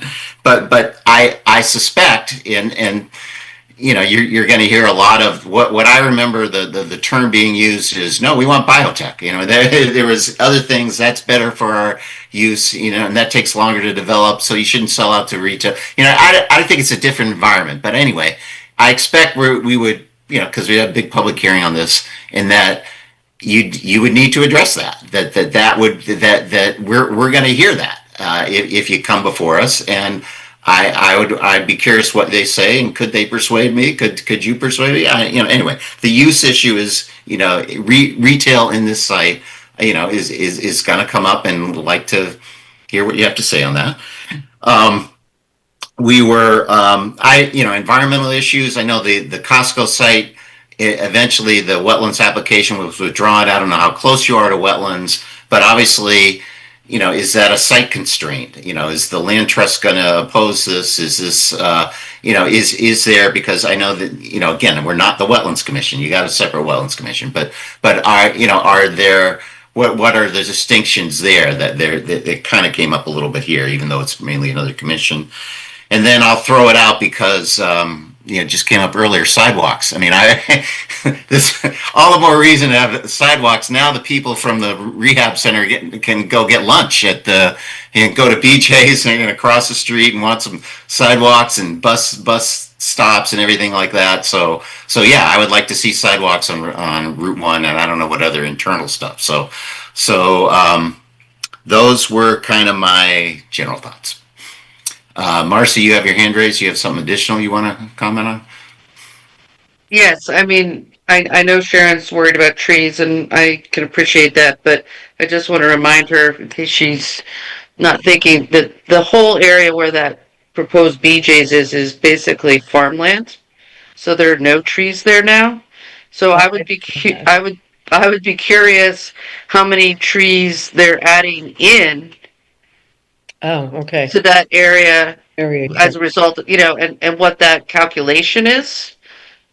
Because you can see how much clearance there is. I mean, I remember the Costco, I know the site very intimately, and I remember the Costco application, and I've always contended, even with the Costco, I realize that it's, the public wants biotech and wants, some other use, but, the state went in their infinite judgment, plowed through when they built 95, drained all that water to create the Red Hill, complex. That all came from the creation of 95. It wasn't a native wetland. It's wetland that grew as a result of the impact of the Army Corps of Engineers work, or I should say the DOT's work to create that highway. But we've got 5 exit points. The state at some point decided that this was going to be a major node for traffic to stop at. So, I realize that we want to resist development. I realize that we've got it all as an IG zone, but, I think what I've seen over the years is, rather than having developments front the corridor, if anything we can do to, like our POCD says, to create a node here by having a through road coming from across to where that light is. I think the light is a great idea across from, the potential hospital location. I think that just justifies a future bus stop there for both purposes. The sight lines are difficult coming down the hill to where the chowder pot is. I know that that's a lower area. I think that's going to be the challenge, is to create that corner in a way that's not going to feel like a corridor development strip. That's why I say campus, because there's a lot of good projects where you come off the highway and it's a very internal campus, and everybody knows it's there. You don't need the frontage to know that there's the restaurant there. You can accomplish that with signage, and I think that will go a long way to minimizing the impact on the 2 corners at Leeds Island Road and East Haven, East Main Street and East Industrial. So I really am going to be looking at the traffic considerations as you move forward. And to Sharon's, point, what the tree balance count is, I'm sure you're going to introduce lots of new plant material and shrubs and natives, and we can ecologically make this go forward. The one experience I've had with geothermal came years ago, in New York, and they were encouraging geothermal, and they were digging these really deep wells to bring in geothermal, and nobody was considering the impact that the geothermal had on the root zones of the trees and what that would do to the survivability. So if you start to investigate that, I would be very curious about what the current thinking is on that in particular. I do think Sharon's suggestion for solar arrays in the parking lot, even though they're really not going to be stuck there in the winter. They're shopping for like an hour, but solar arrays in the park or solar arrays on the roof are a good environmental use, especially if it's an internally focused project, because then we're not looking at them from East Main Street. I think also that we want to protect the experience of a very bucolic sense of East Main Street in particular. So not having this sense of parking lots butting East Main Street, I don't mind a light because it controls the traffic, but the connectivity and keeping that very landscaped and bucolic, I think, is important, and it's something I'd want to see when we potentially get a tenant across the street at the old Chowder Pot. I think that corner is a very sensitive area, and I think you have opportunities at the doorway where the gas station is along East Industrial that, you could develop more. I mean, and this is purely a question relative to how BJ's markets their gas. Can that happen more closer to the building, or does it have to be fronted by the East Industrial, or is one of those sort of not residential, restaurant pads, fast food type pads, a better solution along that frontage? I don't know. I'm just kind of thinking out loud. We do have there's a lot of activity in the truck stop that walks to the grocery store that uses the Popeyes. That seems to me like, I don't know what the best use of that portion of the site is, whether it should be strictly dedicated for just the gas purpose, or whether a pad is, and I think that I would be looking for that decision making when you present the plan. So I know I always say a lot. It's what I do. Well, I appreciate the support of the environmental concerns, and thank you for the information about the farmland, but really what you're doing is you're paving over it. And so, the suggestions of the heat pumps and the solar arrays and geothermal has come a long way. So, there's been a lot of good work with that. So I would just encourage the developers, and instead of restaurants, just now that I'm thinking about it, a recreational space that would attract teenagers might be a really interesting use of the rest of the space, rather than restaurants and a strip mall, because we really need some place for our youth to be able to go and be safe and do something fun. So that might be something interesting to think about as well. Pickleball, well, I know there's courts down the road, but something There's that the Y too, across the street. yeah. And it's always crowded and overcrowded. So there's obviously people who want to have that kind of activity. So that's just another thought about what to do with the rest of the space. Barnes and Noble or something. Do other people have any thoughts before we, that we would like Joe to present? Vayuso? No. Joe. I want to mention a couple things. Hello? Yes, Joe. Joe? Joe. Yep, you're up. Okay. I wasn't sure if I was muted or not. Okay. You brought up a good point, that you reminded me of a good point, that a lot of this traffic situation when it was Costco, that a good portion of the customer base was going to be coming from the east or southbound on 95, and getting off exit 56. You can just get right across. You were able to get to Costco without going on Leeds Island Road or East Main, going around. You can just get right from, I think that's Industrial Park Road or something, North Industrial, whatever that road is. East Industrial Road. What is it? East Industrial Road. East Industrial, that is what it is. So, I mean, you got that green area that looks like something is going on over there behind Stop and Shop. I don't know what that is over there, but I think from East Industrial Park Road there, you have to, I would think you would want to make that a main entrance to get to BJ's without circling around like a horseshoe, going to Leeds Island Road to East Main, to going around in a horseshoe shape to get to to BJ's. You want to stay, when you get off the exit, get right to the property site as soon as possible, or shortest possible way to eliminate a lot of traffic on Route 1 and on Leeds Island Road.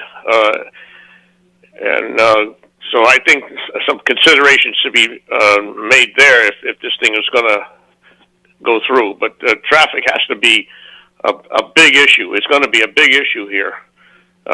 So that's one of my points I'm thinking of right now. Thank you. Anyone else got anything? Marcy, you want to keep going? I know, I just keep seeing stuff. So, I'm just looking at I don't know what's in the corner at the end of the gas bay and why that turn is such a strong 90-degree turn. That's just sort of a technical thing. I know that there's a considerable about a grade change that you've got to traverse through there, and that there's some drainage, so that's a little bit challenging. I appreciate that, but I'm just looking at the distribution of the parking spaces, and it just seems like you've got a lot of extra parking to the east and south of that restaurant or that other building, and I just that seems disproportionate to what's needed for the BJ's and what you're proposing for the other properties. So I don't know if that's based on having to maintain a parking calculation overall, but if it's not needed, I wouldn't be afraid to suggest less.